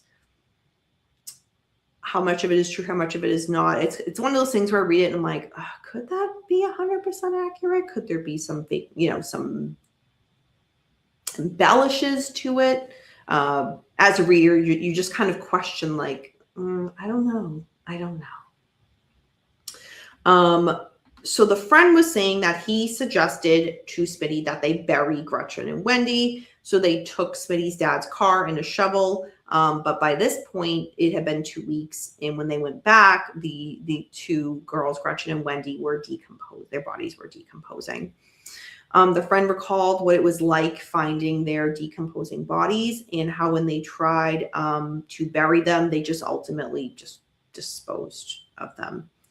Smitty then told his friend to wipe off fingerprints that Smitty left on Gretchen's shoes. But the friend said that Smitty told him, quote, "Now you're in this as deep as I am," end quote. The book does a better job of kind of, I'm just recapping the events of that. But the book goes into a lot more detail of this event. And again, a part of me as a reader was just like, do I really fully believe the friend's account of everything? But at the end of the day, again, that was just kind of like a side note. This is Diane's story and her truth in telling this. But of course, in the back of my mind, I'm like, friend, I don't know. So Diane says how her confidence in her husband, Smitty, was kind of now starting to be tested after that Life magazine article. Again, it really, really weighed on her, and she was forced to look at this from a different perspective. And what she says is, quote, "No matter how biased I might have been, there was a certain ring of truth to what I read. Smitty clearly had something to do with those murders, but I just couldn't bring myself to believe he was a killer. I still had my guard up and wanted to defend them, and I love him so much. I was truly torn," end quote. The book goes into Smitty's friend named Paul Ginn, and he was forced to testify by the prosecution. And he had a criminal past as well. So, of course, that's going to kind of play a part into the prosecution as well as the jury kind of looking at, okay, here's another fellow criminal, if you will. So the friend testified about how Smitty told him about Eileen Rowe's fate. However, the friend said he did not name Eileen directly. So Paul said he knew John Saunders and Mary French helped Smitty bury Eileen in the desert. He also testified about Smitty's relationship with Gretchen. So Paul talked about how there was a dramatic change over the years in Smitty's appearance. So again, we kind of talked a little bit about the things that Smitty would do to alter his appearance. He would dye his hair black. He used heavy makeup, again, drew the mole. And we learned some other things that he did. Used white lipstick, used tanning pills, that the mole that I said that he would draw on his cheek, or at some points the book says mole, other points it says beauty mark, but nonetheless, same thing. That the friend was saying it seemed to grow over time, in that Smitty would even use a pen clip on his lower lip to stretch it out, which was very interesting. In regards to that bandage on Smitty's nose, So Smitty claimed he broke it in a fight. So one morning, Paul had walked into the bathroom where Smitty was in the bathroom and saw Smitty applying mascara to his lashes. And that comment really bothered Smitty, and it drove a wedge between the two childhood friends.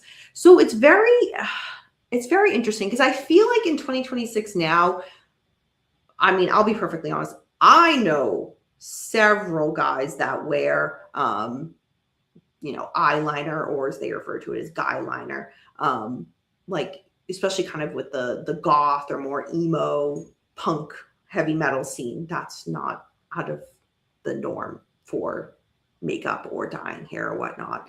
That's just what it is. Back then, for this, I can see how all of these things would be very out of the ordinary. So it was just very interesting because, I'm reading these things and I'm like, dyeing the hair is no big deal. Using the makeup, not a big deal. But again, back then, very, very different. The final straw of the relationship between Smitty and Paul was that Paul said that Diane was too young for Smitty when Diane and Smitty started dating. Smitty thought Paul, who was living with him rent-free, was being rude, and basically said, "Get out of my house," and got angry. Smitty punched his fist through the wall to send a message to Paul about that. Paul packed his things and walked out, and that was the last time that Paul and Smitty saw each other until Smitty's trial. Which, as a reader, I'm just like, oh, that's very, very interesting. And on the one hand, I can see Paul's perspective in regards to saying to his friend, like, you're this age, you're dating somebody this age, that's a bit much. The way it escalated, again, if that was the only thing, I would be like, okay, that's kind of weird. But we get the background as to why there was more. There was already tension there. This was just the final straw.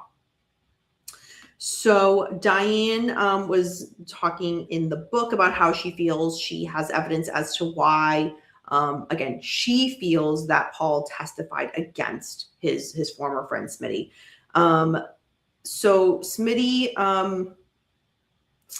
Paul was saying that he was basically forced to by law enforcement, but Diane doesn't really believe that. She found a document. It was somewhat redacted, but it states that Smitty and Paul's fingerprints, as well as another person, were taken and compared to prints found on Gretchen's abandoned car. And what the document that Diane found, the letter indicates, though she can't be sure because of the redactions, that the prints were a match. So Diane feels that Paul was actually a snitch testifying against Smitty. But Paul went on to pass away January 30th, 2019. So it was very interesting. And again, Diane gets a little bit more in depth than I am here about the document that she found that was redacted, which is very, very interesting that she found that. But yeah, read the book for more of that because it's very interesting. Diane was also saying, again, things are now just kind of, Diane's questioning a lot of things. As much as some things she's not questioning, other things she is. And when she learned about the accounts of how Eileen, Gretchen, and Wendy ended up being buried in the desert, she logically says she couldn't tell herself that all of these people were lying. But in her mind, she convinced herself that somebody was setting Smitty up. So it's one of those, it's like Diane was kind of starting to halfway get there, but then her mind was saying I feel going into self-protective mode of herself and her husband and their relationship. It's like, okay, well, these people can't be lying, but there has to be another explanation, right? To this day, Diane says in the book, she still believes that Richard Bruns, as well as a few other friends, made a deal with the prosecutor's office to save themselves. and versus SMITTY. And Diane still believes that those individuals who testified against him actually have more to do with the murders than they let on. And that could be the case. That very well could be the case.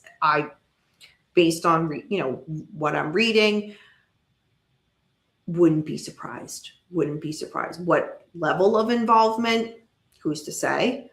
But I could totally be behind Diane with that there's maybe a little bit more than what they're letting on. But at the end of the day, we see this all the time. A deal has to be made to take one person down, and this could have been that. And SMITTY was the one to be taken down. So the public, right? Because this was a very national talked about trial. So the public sentiment was that the media coverage was, as you can guess it, against SMITTY. No one was on his side. So Diane fell into the trap of, as she says so eloquently in this book, quote, us against the world mentality, end quote. They vowed for better or for worse. And to her, that was going to remain. Whatever SMITTY said, she believed. No questions asked. He maintained his innocence all the way till the end. So she was right there with him. SMITTY's parents, they took the stand in the trial. And when I got to this part of the book, I was ready. I was ready because like everything I read about Catherine in like the mother-in-law parts where I'm just like, on the one hand, she loved her adopted son unconditionally. The other hand, I'm like, ooh, she's oof. So I was so ready to hear about what was going to happen on the stand with SMITTY's mom and dad.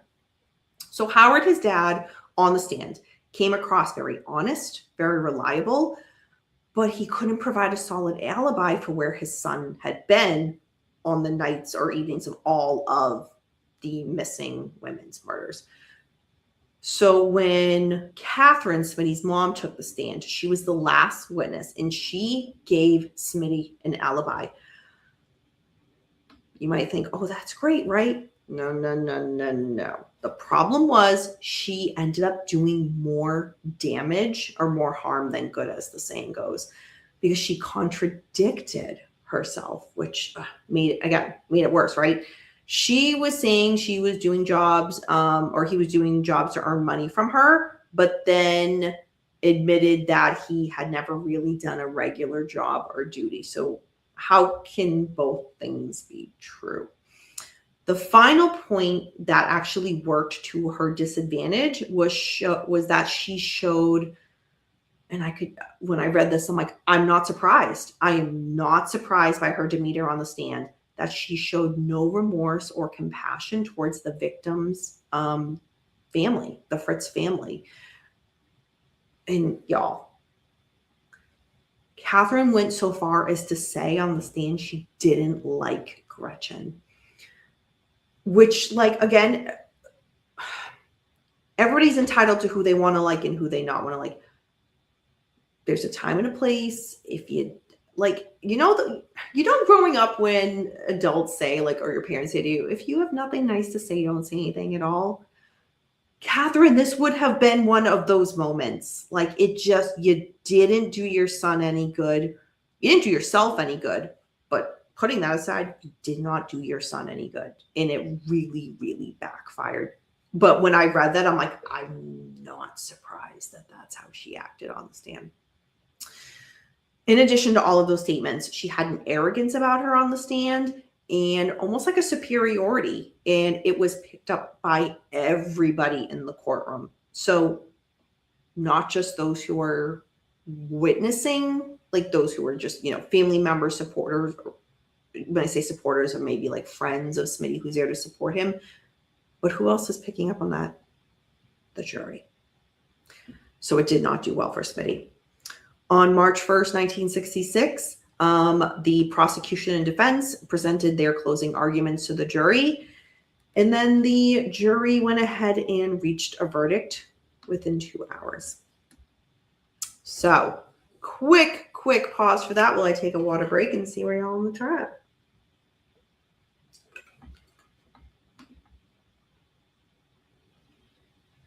decreased? Well, I mean, I don't have solid statistics to back up, like, I would say increased. But then again, media is different now than it was then. I mean, it sure feels like there's more, right? But I don't know, like, solid statistics numbers to back up anything that I'm just saying right then. So, but that's an interesting, very interesting point. So, all right, I just left y'all on a cliffhanger. So the verdict was reached within 2 hours. And the verdict, when it was going to be announced, Diane, she was sure in her mind it was going to be innocent. It was all going to be a big misunderstanding, and he would finally go home and they could continue on with their lives. But then the jury read it, and it was, quote, "We find the defendant guilty," end quote. Diane said she heard, basically, yeah, it was shocking. It was completely shocking. And she started to sob, and uncontrollably, and she screamed at the top of her lungs. Smitty turned in his chair, made eye contact with Diane. He basically made a motion to her. He frowned, kind of alluding to her to stay quiet and kind of pull yourself together type of thing. And then the sentence was given, and Smitty was sentenced to the death penalty, which, as we discussed at the beginning of the book, was the gas chamber at that time.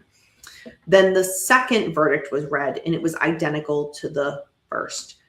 Diane actually then jumped over the barrier in the courtroom so she could be near Smitty. She cried. She threw her arms around his neck, clinging to him tightly. She only had that moment, though, for a few seconds. The judge shot out of his chair and ordered that Diane and Smitty be separated immediately. After everyone left the courtroom, Diane went to her in-laws' house.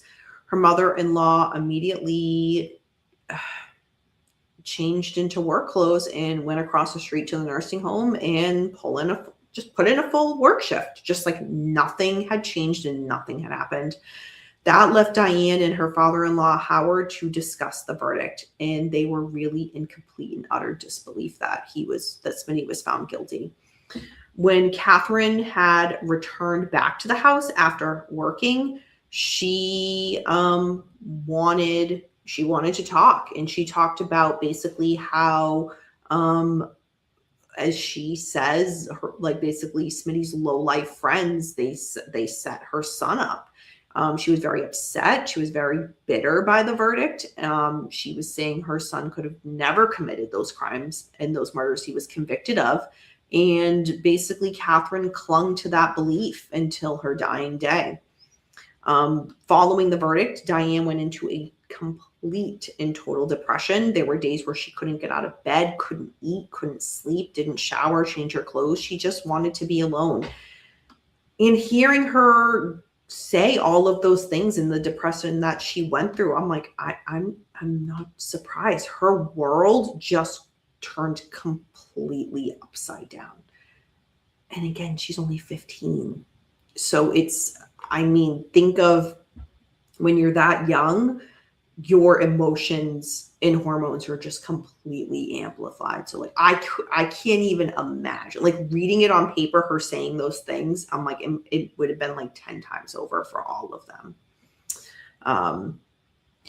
So the thing is, that's not where the story ends, right? Because even though the trial for Gretchen and Wendy was over, Smitty now had another trial coming up for October 4th, and it was for the death of Eileen Rose murder. So while bits and pieces of Eileen was discussed in the first trial, the first trial was really about Gretchen and Wendy. So they had to do it all over again, but this time for Eileen Rose murder. Smitty's attorney put in for a day of execution on March 25th, 1966.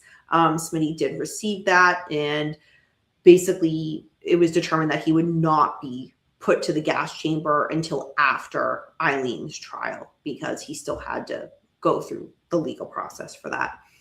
Diane makes it very known to the reader at this point in the book that nowadays where someone's sentenced to death, the death penalty, it can take 20 or 30 or even more years for the death penalty appeals to be exhausted.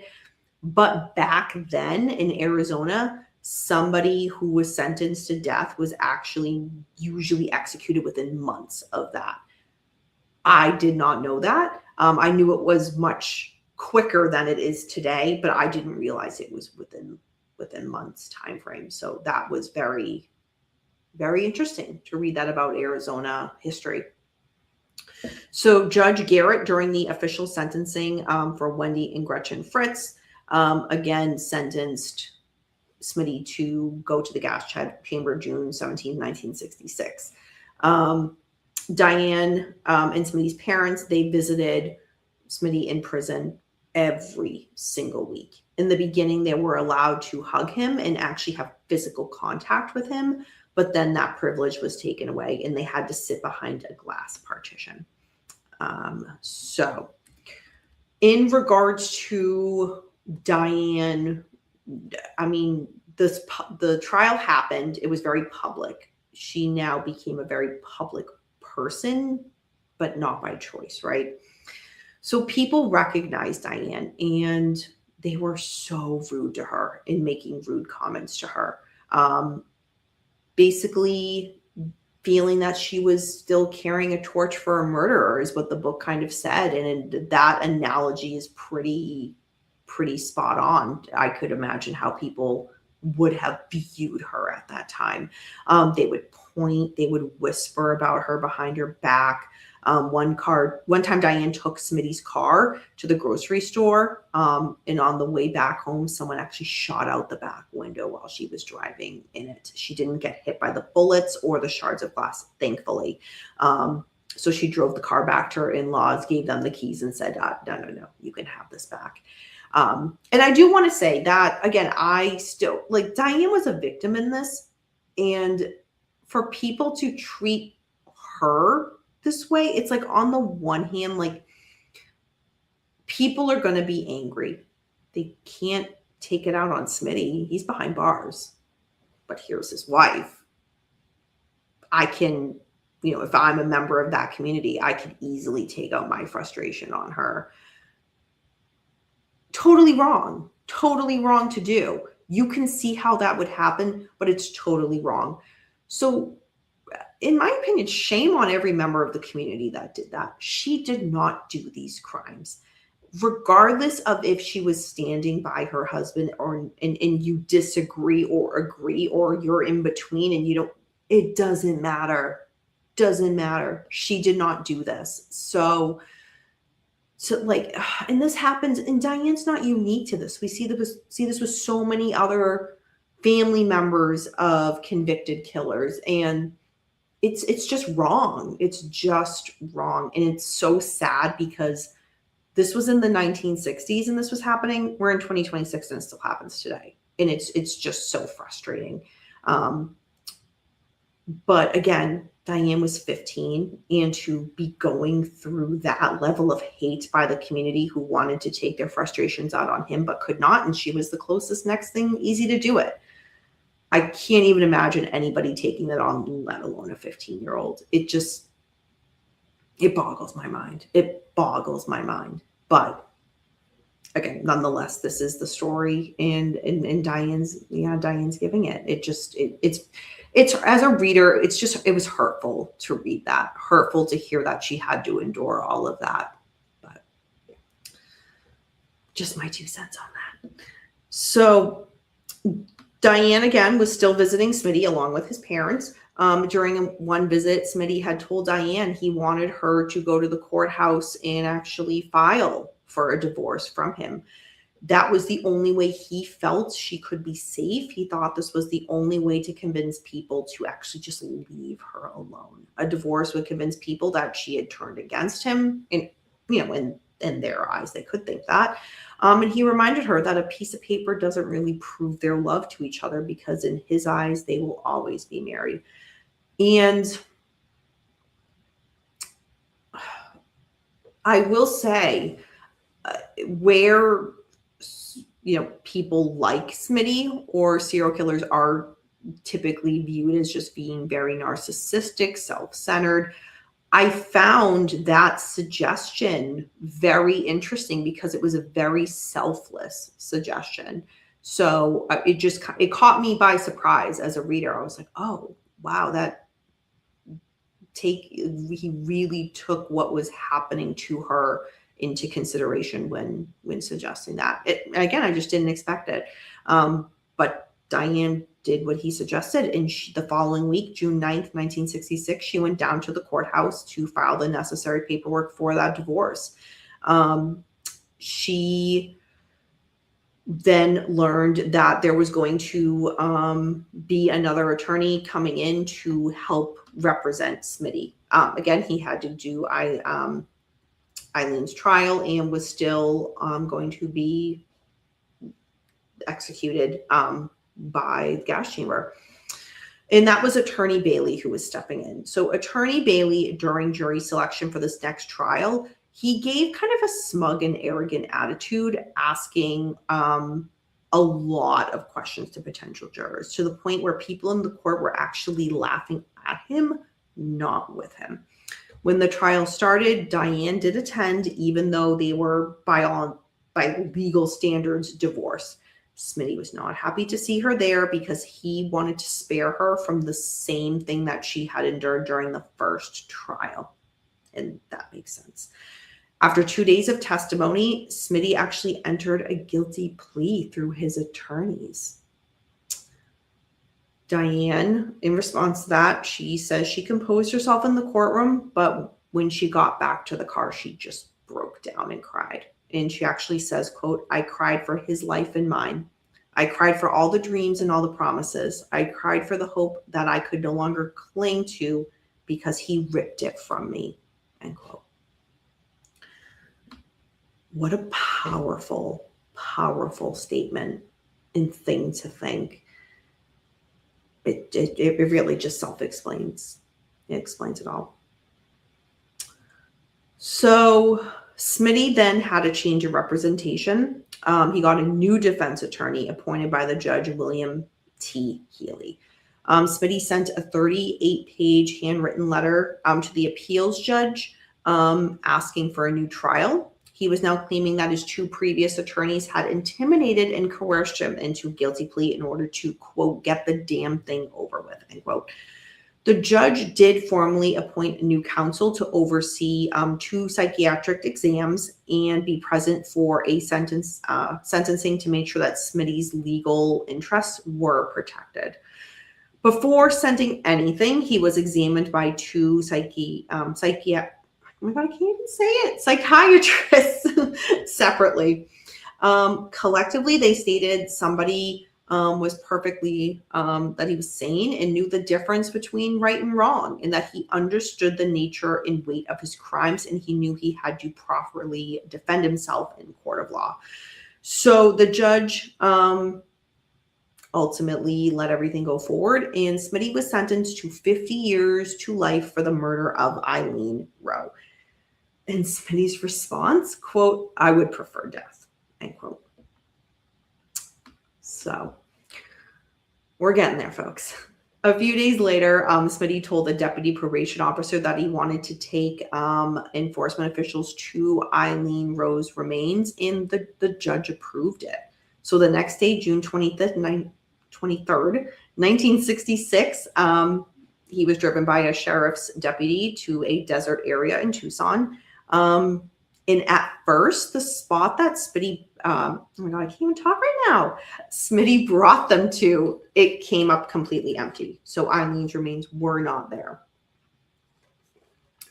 But then he pointed to a very specific Palo Verde tree and said, "That's the spot. I'm sure of it." And after a little digging, sure enough, it was the correct location. A knee joint was recovered, then the pelvis, and then the skeleton. The more they dug, the more that they were uncovering of Eileen's remains. It actually, beyond her remains, her clothing was, they were uncovering her clothing, tennis shoes, her bathing suit, a few of her hair curlers as well as strands of her hair. And then lastly, they came across the skull. Right next to where she was found was a large rock, and it actually had blood specks that were found on a sharp end of the rock. When this made the news, it was just, to say Diane's world was turned upside down is an understatement, because her world had already been turned upside down several times. But that specific night after SMITTY brought them to where Eileen's remains were, she discusses in the book how she experienced the first of several panic attacks and has had them since that night. She also then went on to suffer her first nervous breakdown shortly after she turned 17 years old, which my heart just breaks. It just breaks. I mean, anybody to have a nervous breakdown at any age it's just tough. But for what she has gone through at such a young age, and then to have a nervous breakdown at 17, my heart just truly breaks for her. So Diane's family, after her nervous breakdown, realized that she was really in a dark spot and she was just completely spiraling.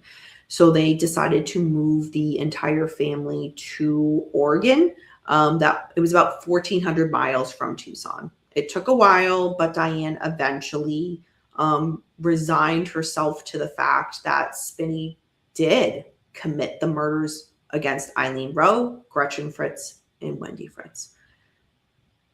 And again, she's saying it took a while, but finally she got to that place. She couldn't deny it anymore, right? However, Diane and SMITTY, they were still in contact. They did still write letters to each other back and forth, because as she describes, he was still capable of great kindness.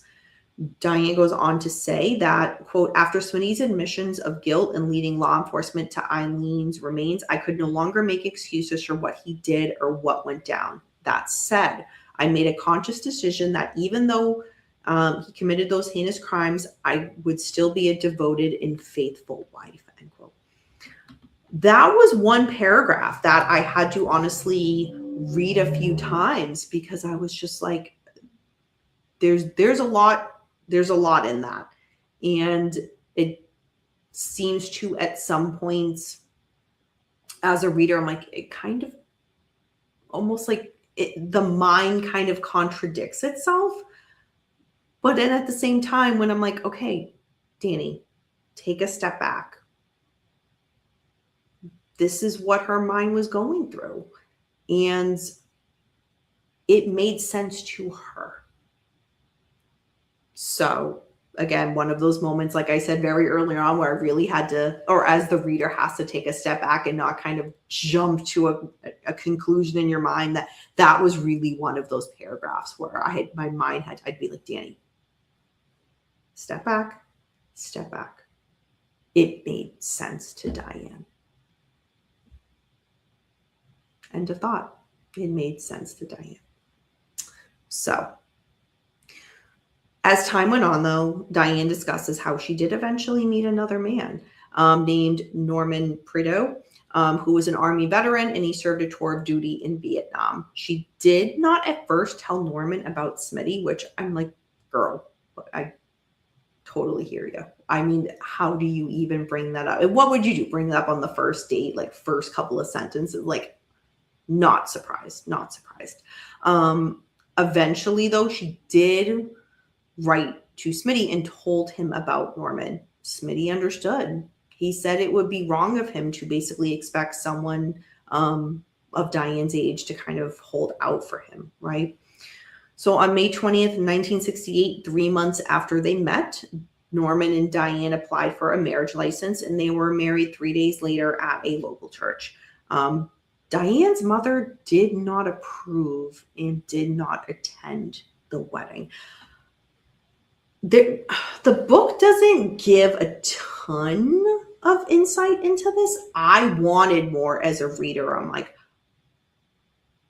I would love to know what they saw or didn't see in Norman as to why to not attend that wedding, just so I could compare to what Diane's parents thought of SMITTY and approved of that marriage.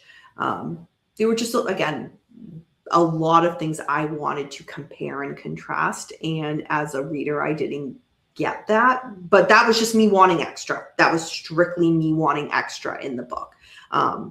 But when I read that, I was like, that is fascinating. That is fascinating. So this next part is so heartbreaking. On June 14th, 1969, about a year after Norman and Diane married, Norman was driving a group of 6 friends in his car. Police say what was happening was that at the time he was driving, he was at a high rate of speed along the highway, and he actually smashed into a guardrail. The railing sliced through the radiator and broke through the windshield. The railing decapitated Norman and killed a rear passenger. However, the other passengers, they survived, but they were injured, but in the accident. So at this point, yeah, after a year after being married, Diane is now a widow. After Norman's death, Diane just wanted to get out of Oregon.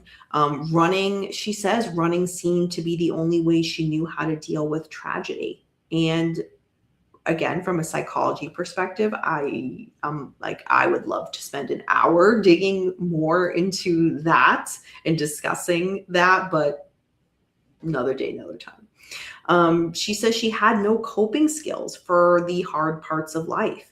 And she was not taught any of this by her parents, nor did she learn how to adopt them on her own. And again, with everything she's been through at such a young age, that makes a lot of sense. It makes a lot of sense that she reacts to these types of tragedies the way that she does, which is just to run.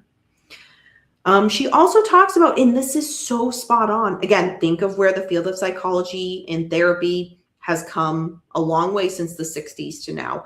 But back then, and Diane makes it, I love that she makes it a point to remind the reader of these things, of the next thing I'm about to say.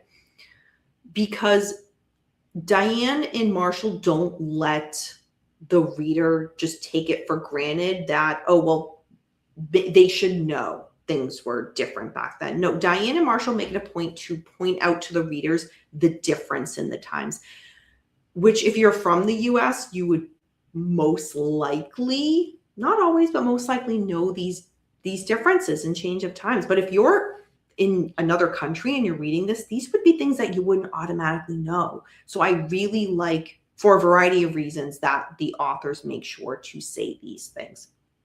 And this next point I'm getting at was that back then you did not talk about your feelings in therapy or support groups or doctor's offices. Back then, for those that did, which it was much lower, only rich people had access to those types of services. If you were the average person, you just had to suck it up, right? So again, I'm really glad that the authors point out these little details, because to me, those little details are huge pieces to the puzzle as to what was different back then versus now. A couple of months after Norman's death, Diane's parents moved the family back to Arizona. A couple of years had passed, and a lot of people since those 2 trials had moved on, right? The community moves on, unless, I mean, the victims' families or those connected to the victims who lost their lives. Obviously, you never really move on in your life. But for the most part, if people were not connected, they moved on. So with that being said, people didn't really bother Diane anymore for the most part, and no one really even mentioned SMITTY. So Diane, being now back in Arizona, she started to see SMITTY and visit him again.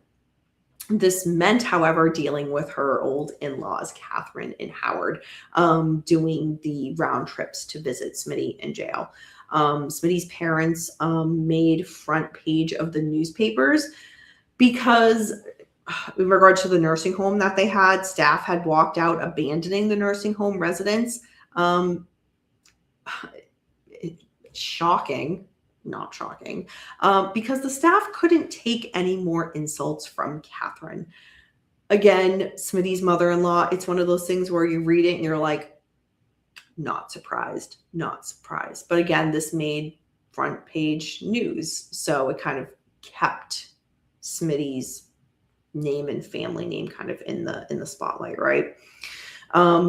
But not only that about the staff, but more was written about the residents of that nursing home. The residents claimed that their care was poor. The home was not as clean as it used to be. And there was no round-the-clock floor duty, and the food was inadequate. Also, the nursing home was hundreds of thousands of dollars in debt. So Catherine and her husband, Howard, actually divorced. Diane, on a whim, bought a one-way ticket to Long Beach, California at one point. She couldn't find a job and had to go on city government assistance. And it was a program called Aid for Dependent Children. It provided her with food stamps and enough financial assistance so she could secure an apartment and pay for day-to-day living expenses. She ended up meeting a city bus driver named Glenn Cowling. He asked her out, and within no time they started dating, and he moved into her apartment. They didn't have much in common, however, that she soon realized. And after a few months of living together while Diane was at a doctor's appointment, Glenn packed up everything and left. But when he left, when I say he took everything, he took everything. He wiped Diane's place clean, including all of her money and all of her food stamp benefits. So the book says this California experiment lasted about 6 months, and then she ended up moving back to Arizona. Diane moved back in with her parents, or she, instead of moving back with her parents, she moved in with her sister, Cindy, and her husband, who were living in a 3-bedroom home in Arizona. Quote, by this point, I'd accepted my fate regarding Smitty and fully intended to devote myself to being his wife, end quote. I was very surprised when I read that, because I'm just like, it seems like there's a lot of kind of push and pull in regards to pulling away and kind of moving on. But then there's that pulling back and still being in Smitty's orbit and being his wife. So it was very interesting, kind of the back and forth in Diane's not only mind with Smitty, but also the reality of her with him. It was very fascinating. But one thing that, regardless of like my mind being like, oh wow, I didn't expect that, or oh that's interesting, Diane's being completely raw and open and vulnerable about her truth and just where her mind was at all these points. And I'm so glad, even though my mind sometimes is like, oh wow, that's interesting, she's giving the reader that honesty. So you're being honored enough to get that from her. She didn't have to be as raw and open as she was with this book, but she is. So it's giving a full picture, even if sometimes the picture doesn't make sense, but that's okay. That's okay. So that was just one of those moments where I had to pause and I'm like, oh, okay, again. But in the end, that this is her journey, right? Diane, soon enough though, did meet another man, a man named Ralph Biles, and they married in October 1971. He was a very big drinker, but he hid that from Diane until after they got married. One night, Ralph didn't come home for 3 days, and a neighbor informed Diane that, oh, my heart breaks, that he was actually hooking up with Diane's best friend, Janice. So Diane and Ralph ended their marriage. And of course, I'm just like, so she lost a husband and a best friend in one. Like I hate to say like spouses or men, it's just like, ugh. But ugh. But to lose a best friend, it's like, even to me, more of a betrayal. I mean, both absolutely suck, but it's just like, because like when life gets hard, who do you turn to? Like your best friends, like who unconditionally love you and are there to build you up. And then when it's like, well, shit, my husband and my best friend, where do you go? Your trust is just broken on so many levels. So when I read that, I was like, no, Diane, no. Like it just, once again, my heart like broke for her. So at this point in the book, Diane makes one of those, or I'd say another kind of like profound statements about SMITTY. And I'm gonna quote it because it just really, again, as a reader, like one of those things where I'm like, oh my God, it really resonates with me. Diane says, quote, other than my father, the only man in my life who offered true stability was in love with Schmid, or she was in love with SMITTY. Even though he was imprisoned and facing the gas chamber, at least I knew where I could find him. He wasn't going anywhere. He was stuck behind those prison walls for life. SMITTY would never forsake me. The only way he was going to leave me was in death, end quote. There's a lot to that. There's a lot to that. But it just really kind of resonated with me. And I think anybody who reads this book, it will resonate with you, that passage, and especially that passage at this particular point in the book as you're reading it. I could see how readers might take that and interpret it in different ways, right? I kind of view it as he's the one constant. Besides her father, SMITTY is the one constant. For the various reasons she said, he's not going anywhere. She knows she's met all these other individuals, got married, thought she was starting a new life, and it, for different reasons, that wasn't to be. But SMITTY's that constant. So it was very interesting, very interesting. But again, I could see how a reader might read that and maybe interpret it in a slightly different way. Diane goes on to explain in great detail, learning from doing interviews with a journalist that SMITTY did while he was in jail about so when he was in jail, he wrote to a journalist about the conditions of the jail.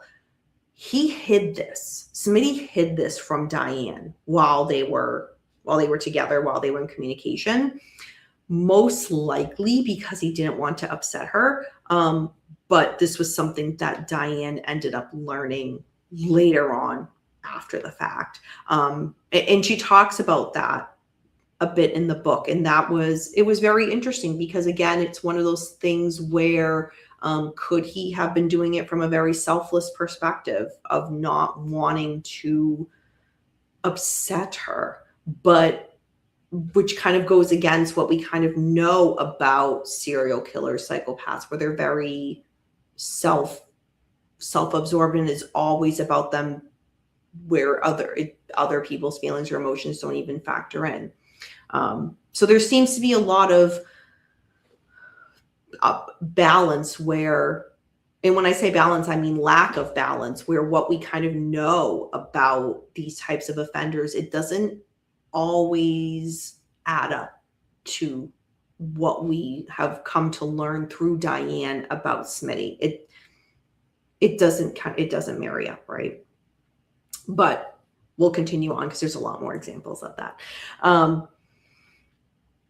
So we learn that SMITTY had formed an alliance friendship with a fellow prisoner named Robert Smith.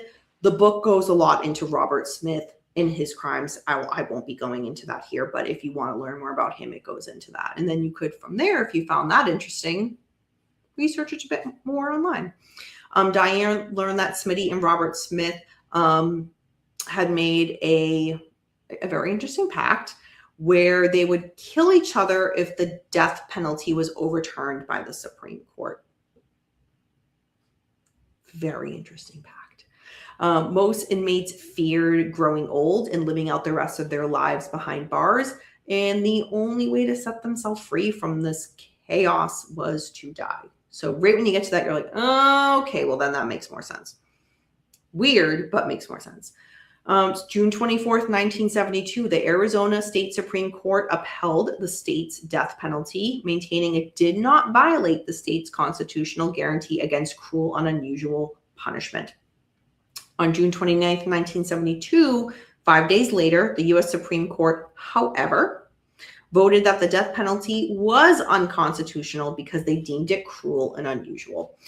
That one sentence I just read right there, if you are any reader of true crime, you know that, because that just across the United States impacted a lot of different cases, like big time profile cases that we could spend a whole episode on it itself, but we won't go down that road. But nonetheless, it impacts this case here, SMITTY. How does that impact SMITTY? It meant that him and 15 others in Arizona had just had their sentences reduced to life, and they were now eligible for parole.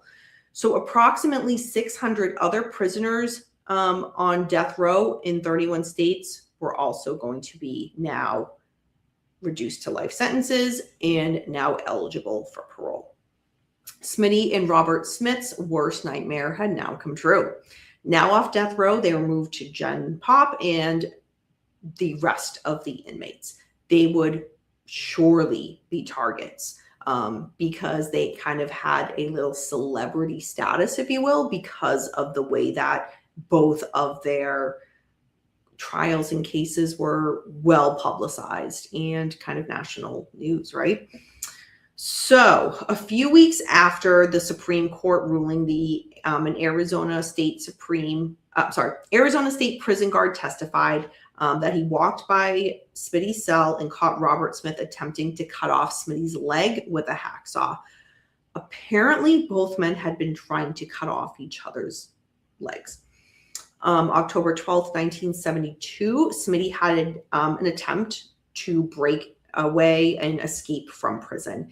He actually eluded prison authorities for several hours. He almost made it out of the prison yard, but that was not meant to be. The plan was for him to wait in a storage room until the end of the night when the guard watch at 10 p.m. changed and scale one of the prison's back fences. But one of the prison guards noticed something in the kind of storage room seemed off and alerted prison officials.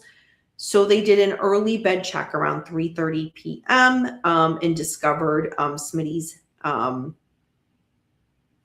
basically he had arranged his blankets as though he was under the covers, but in reality, it was just clothing stuffed under his blankets. So the guards were thrown off, but now were not thrown off. All local police were alerted and roadblocks were placed on the highway. Police were dispatched to homes of, oh my God, this is horrible, of all the victims' families, as well as to SMITTY's mom.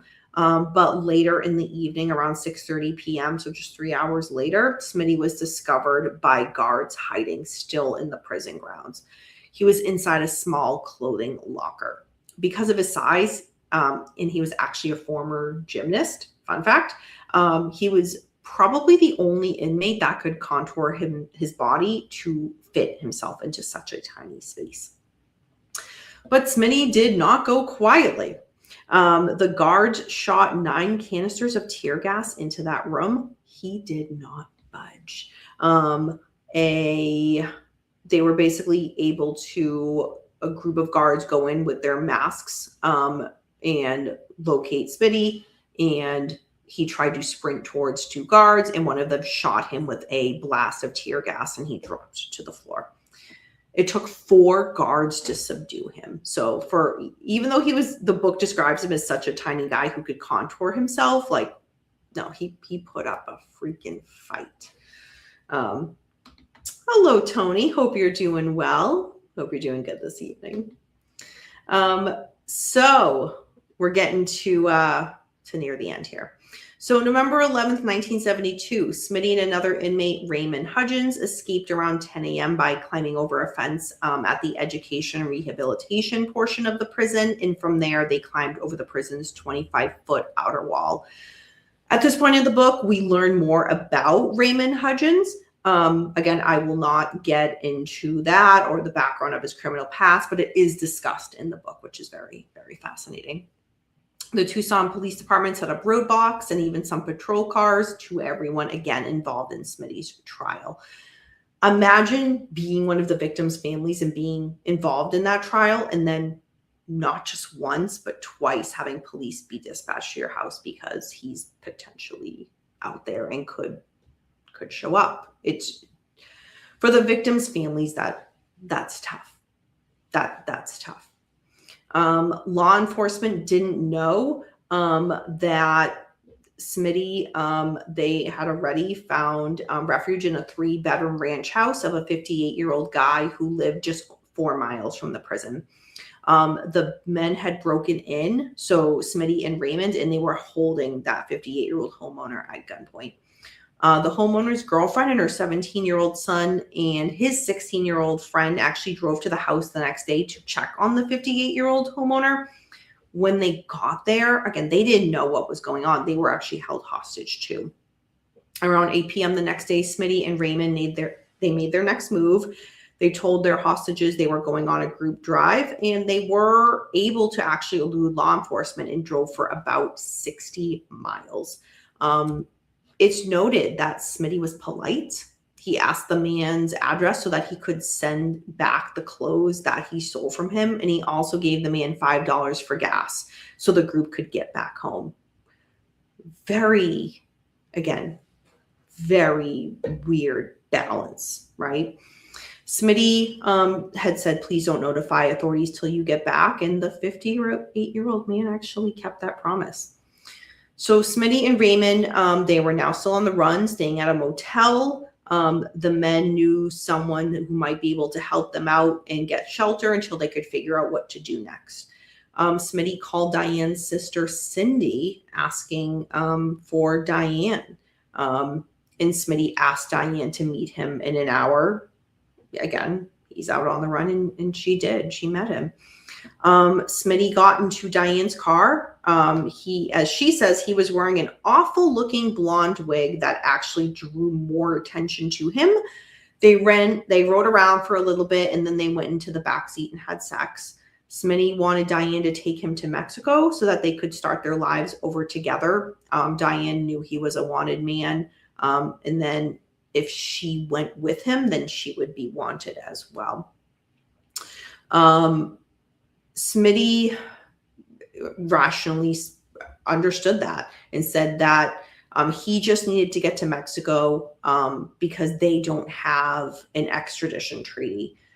When they had to say goodbyes, Diane and SMITTY, she knew that this was probably when he went back, if he got caught and went back to prison, this was probably going to be worse for him. But she says that one last moment they had together is something that she still cherishes to this day. SMITTY was caught, and it was actually very quickly the next morning around 6:20 a.m. when he was spotted by people who knew him when he was trying to catch a train to get to Mexico, and they had called the police. So SMITTY had to go to court now because he had tried to escape the law and escape prison. He pled guilty and made a full admission of guilt, and that actually shocked everyone in the courthouse. I was not really that shocked reading it, but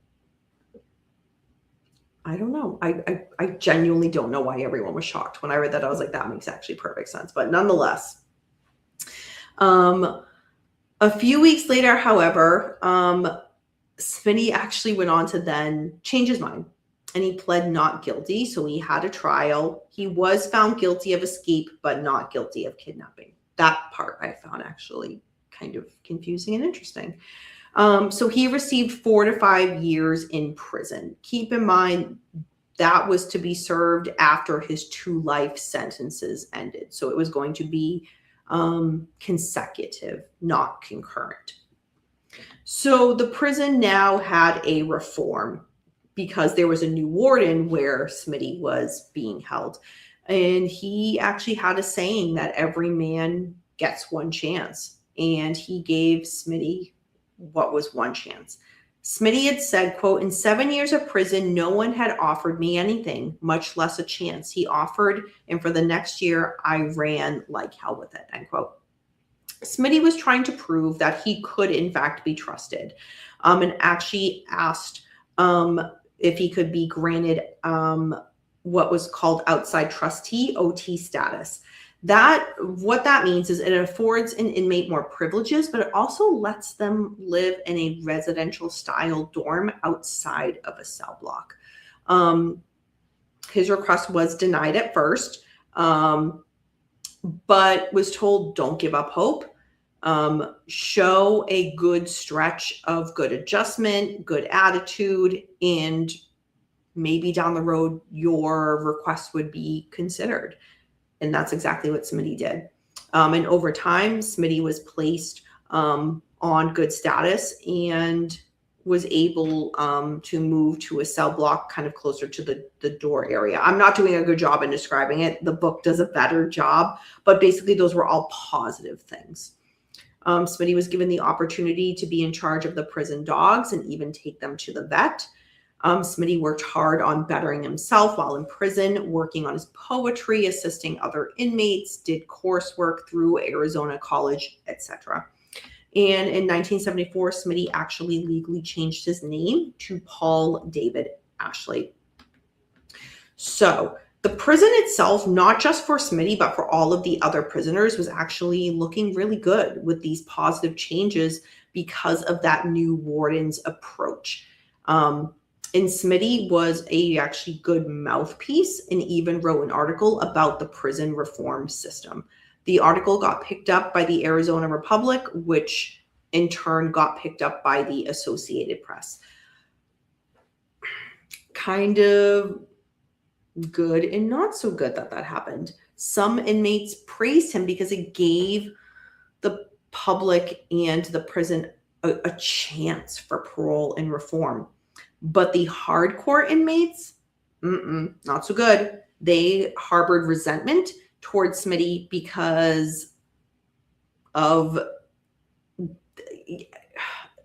it wasn't such a good look. It's like to some prisoners, it was a great look, to others, not so much. So it put Smitty in a tough position.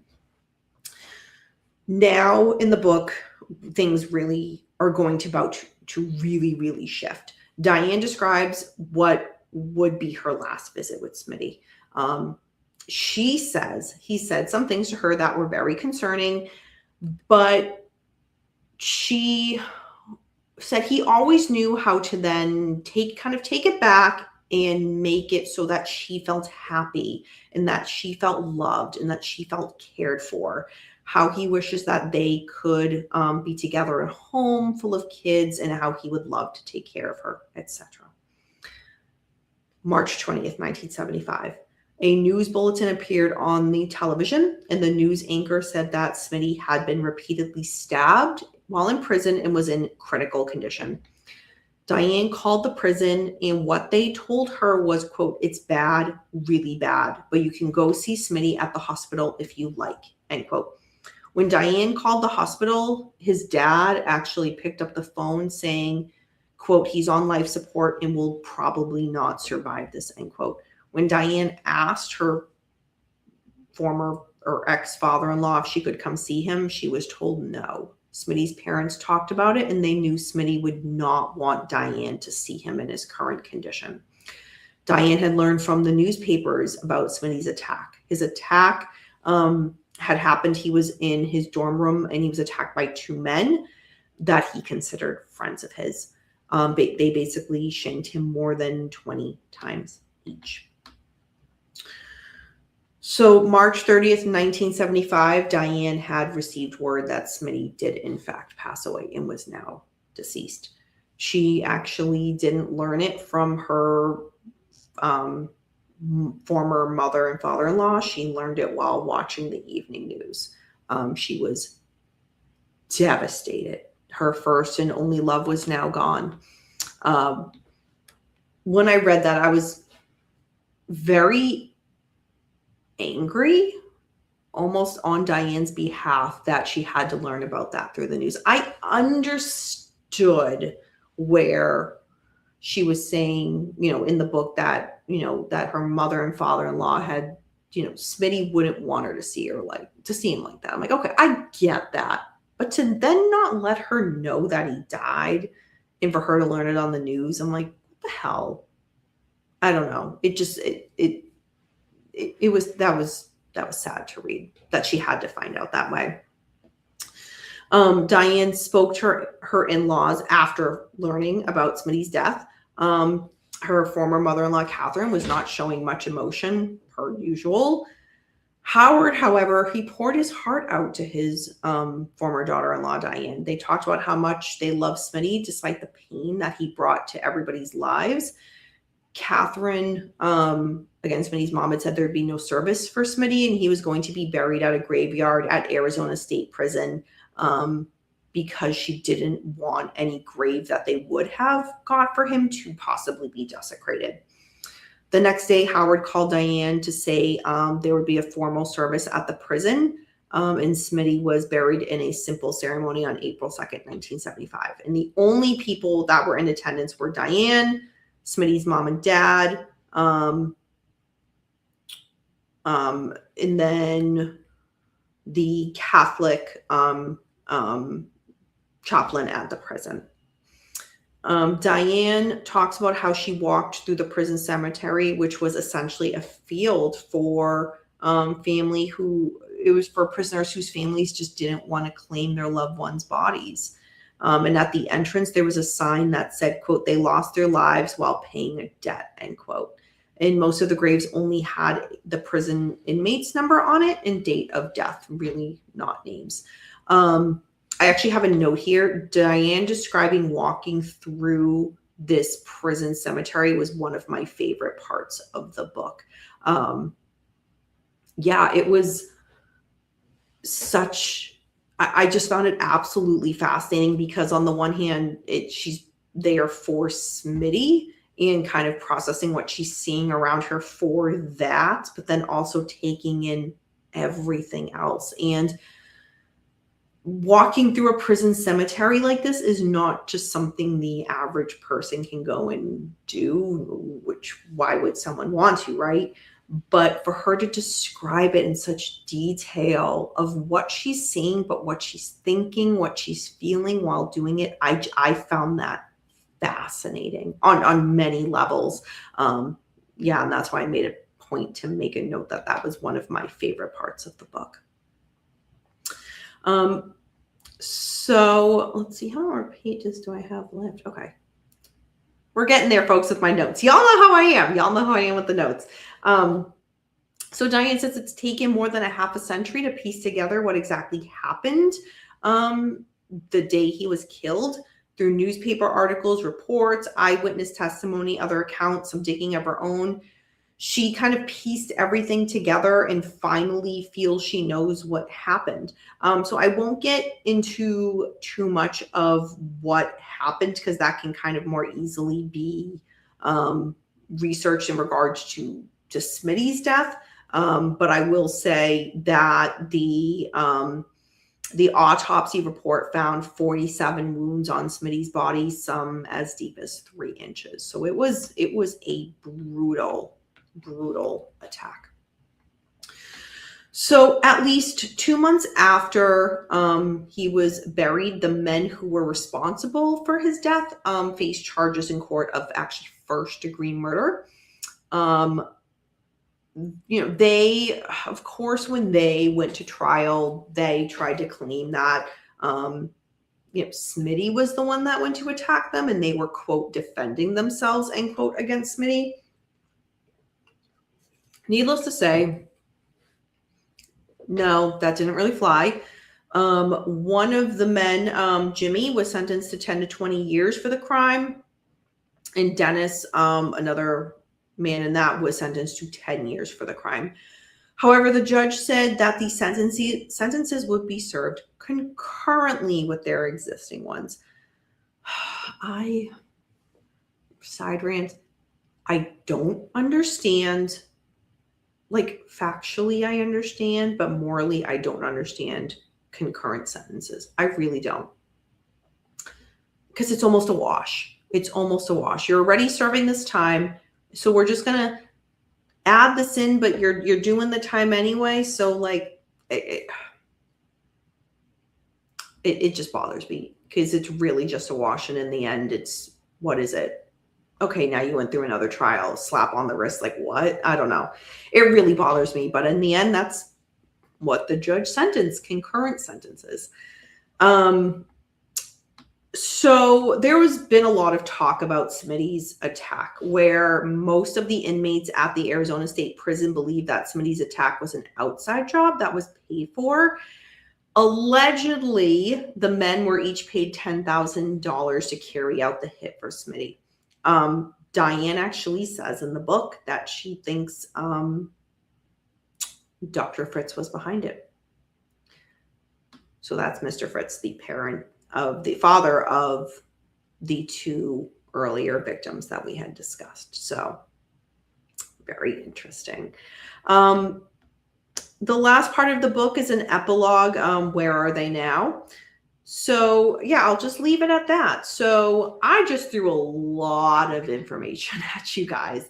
And I still honestly feel like, as much of, we're almost close to 2.5 hours, where discussing this book, I really feel like I only briefly touched upon so many little things. There's so much more in this book that as a reader you get out of it in regards to Charles Schmid, his life, his crimes, but more so Diane in her story and her journey through all of this. As a true crime reader, what an honor.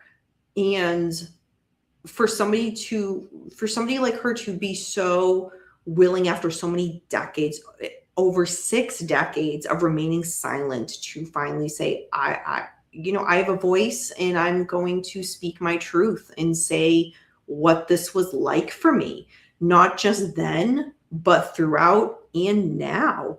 And again, she was raw and vulnerable and open and honest, and through all of that. And whether you as a reader agree with, her mindset or her actions at any point in time, or, the steps that she made throughout that journey, at the end of the day, one of my cats jumps up in here, Leia. But again, I had to constantly remind myself, like at certain points, like, okay, Danny, like, don't rush to judgment, or like, oh, why did she do this versus no, like, just stop. This is her story. There's no but, there's no this. It's her thoughts and decisions that she made. And one of the things that I really want to say that really sunk in with me is, again, she was 15 years old when she met SMITTY and married him. And we're at such different points in our life at 15 years old versus, even if she was 3 to 5 years older, it would have made such a difference in regards to hormones and just how you process the world. But at 15, it's so young. And one of the things that she even talks about in the book is, in hindsight, at that time. So she does acknowledge that she views things differently now. Certain things of her relationship with SMITTY, she views it differently now. One thing that I had kind of wondered, in the authors, Marshall and Diane can't answer this. It's just one thing that, I wondered, was if she met him at 20 years old, at 25 years old, where would her journey have taken her? If she, again, was dropped into the same situation of the wedding and then the finding out that he was arrested for this, it's where would her journey have brought her? And I just wonder what age would have impacted in her life at that point. And also how she would have, if she did decide to say, I'm standing by him, how she would have processed the media and the hate that she got for it. There's just so much that she took on. And again, she is a victim in this. But again, Charles Schmid, he did these actions. Those around him who just were bystanders or family members or those friends of his who he did the crimes that he did. Again, Diane is a victim in this. His parents are a victim in this. And it's just tough all the way around. But there were just so many times where the book was so well written that as a reader, it grabs you and draws you in. And I felt different emotions reading it. There were times where my heart broke for Diane for so many different things, as I mentioned in my review. And then there were other times where I'm like, girl, I got you. I hear you. I see you. I feel you. I got you. And then there were other times where I'm just like, I hear that that's what your mindset is, or I don't get it, but it's not for me to get. So I felt just a different range of emotions reading it. But again, the book was so well laid out that you had those moments to have those feelings while reading it. And then the book would either continue in that direction or the next thing would come in the case. And as time laid out, and then you would feel something else. But it was really well structured to easily read. With that being said, as I just said, that is Leia jumping around. You can totally hear that right now. Don't mind my cat. Yeah, the way it was structured, this was the type of book where it flowed very effortlessly. So you could easily sit down and read a large chunk at a time. Or if you're just more of a casual reader, you could, read a chapter or two and then put it down and go back to it. I personally, as a book nerd, really like books where if I have a free 3, 4, 5, 6 hours and I could just sit down and just read, that's what I like to do. And I could do that with this book. So I really appreciated that it was written and structured and flowed in such a great way that I could do that. Overall, again, yeah, my heart just, I feel for Diane in her journey in this. And I really hope others who read this or have read this book, kind of take that same stance and walk away with, you don't have to understand, if I was in that position, that's not about that. It's hearing where her mindset was and appreciating where she was in her truth and her journey. With that being said, because your girl keeps it real, first pass through reading as a consumer, there are little things I can overlook. When I read through with a critical note and a critical eye, like the tiniest little things I flag and I'm like, oh, okay. And I only have 2 notes. Which, again, not a make or break thing in this book. It's still an excellent book. There was just some typos in regards to the reader will see when one of the victims, Eileen wrote. At some points in the book, Eileen is spelled A-I-L-E-E-N, and then there were some points where it was spelled A-L-L-E-E-N. Again, it was so subtle that, again, first pass, it's like you just kept reading and out of sight, out of mind. But of course, when I go through with that really critical eye, I'm like, oh, I have to mention that. And then the only other note, the math on page 235, it talks about the number of people in the vehicle. When it breaks it down and lists it out, it's not correct. The math it's not correct.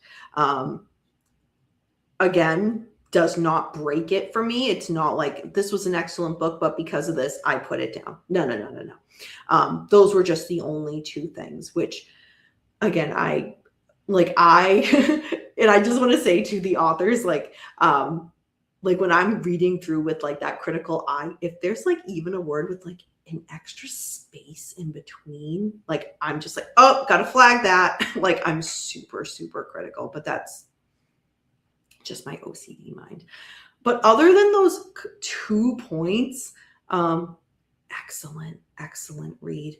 It's very rare that we get this type of perspective from somebody who was married to a serial killer. It's very, again, it makes sense why for 6 decades that Diane didn't talk about it. But I think this was for Diane to, at this point in time, come forward with her story is the perfect time. The true crime community, it's evolved, it's shifted, it's people want to know and they want to study, and people have so many questions and they want insights. And this isn't, anybody can write a book about Charles Schmid and his crimes, right? About SMITTY. Nobody can write a book about Diane's relationship with him the way she can. No one can do that. In her insight into her relationship with him, again, where it's just her story with her husband in this case, it really just opens up the mind of those who are true crime consumers who want to learn more. And it just really sparks a lot of interest. Or even if you're not into true crime, but you're into psychology, oh my gosh, perfect book. And double whammy, if you're into true crime and psychology, like if this is not already in your Amazon cart and you have not clicked purchase, do yourself a favor and just do it now. Like pause this and do it now. I'm telling you. But yeah, that is my review. So thank you for sticking around for this review of the book. And so again, this is SMITTY, My Marriage to Serial Killer Charles Schmid, the Pied Piper of Tucson by Diane Schmid and Marshall Terrill. Excellent book, you guys. I hope you take something from this. Leave a comment on this video if you have read this book. Let me know. Let me know what your thoughts are. If there was something you took away that was different than what I took away, or you interpreted something different than I did, please let me know. I would love to engage with you about this.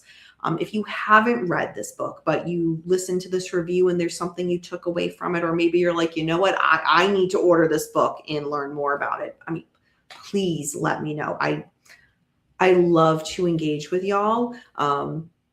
When I say term of endearment, call myself a book nerd, I think 20 times every single time I'm live. I love to engage. And when it comes to reading and engaging about books, like, your girl's in her happy place. So please leave a comment and let me know what you think. All right, everybody, that will do it for tonight's review. Thank you, everybody who joined, who was live in the chat. And thank you for everybody who was watching, who just kind of, stood back and enjoyed the review. I will see you guys later in the week for the weekly True Crime and Chill. So until then, remember, until next time, we don't live in darkness. Darkness lives in us. Bye, everyone.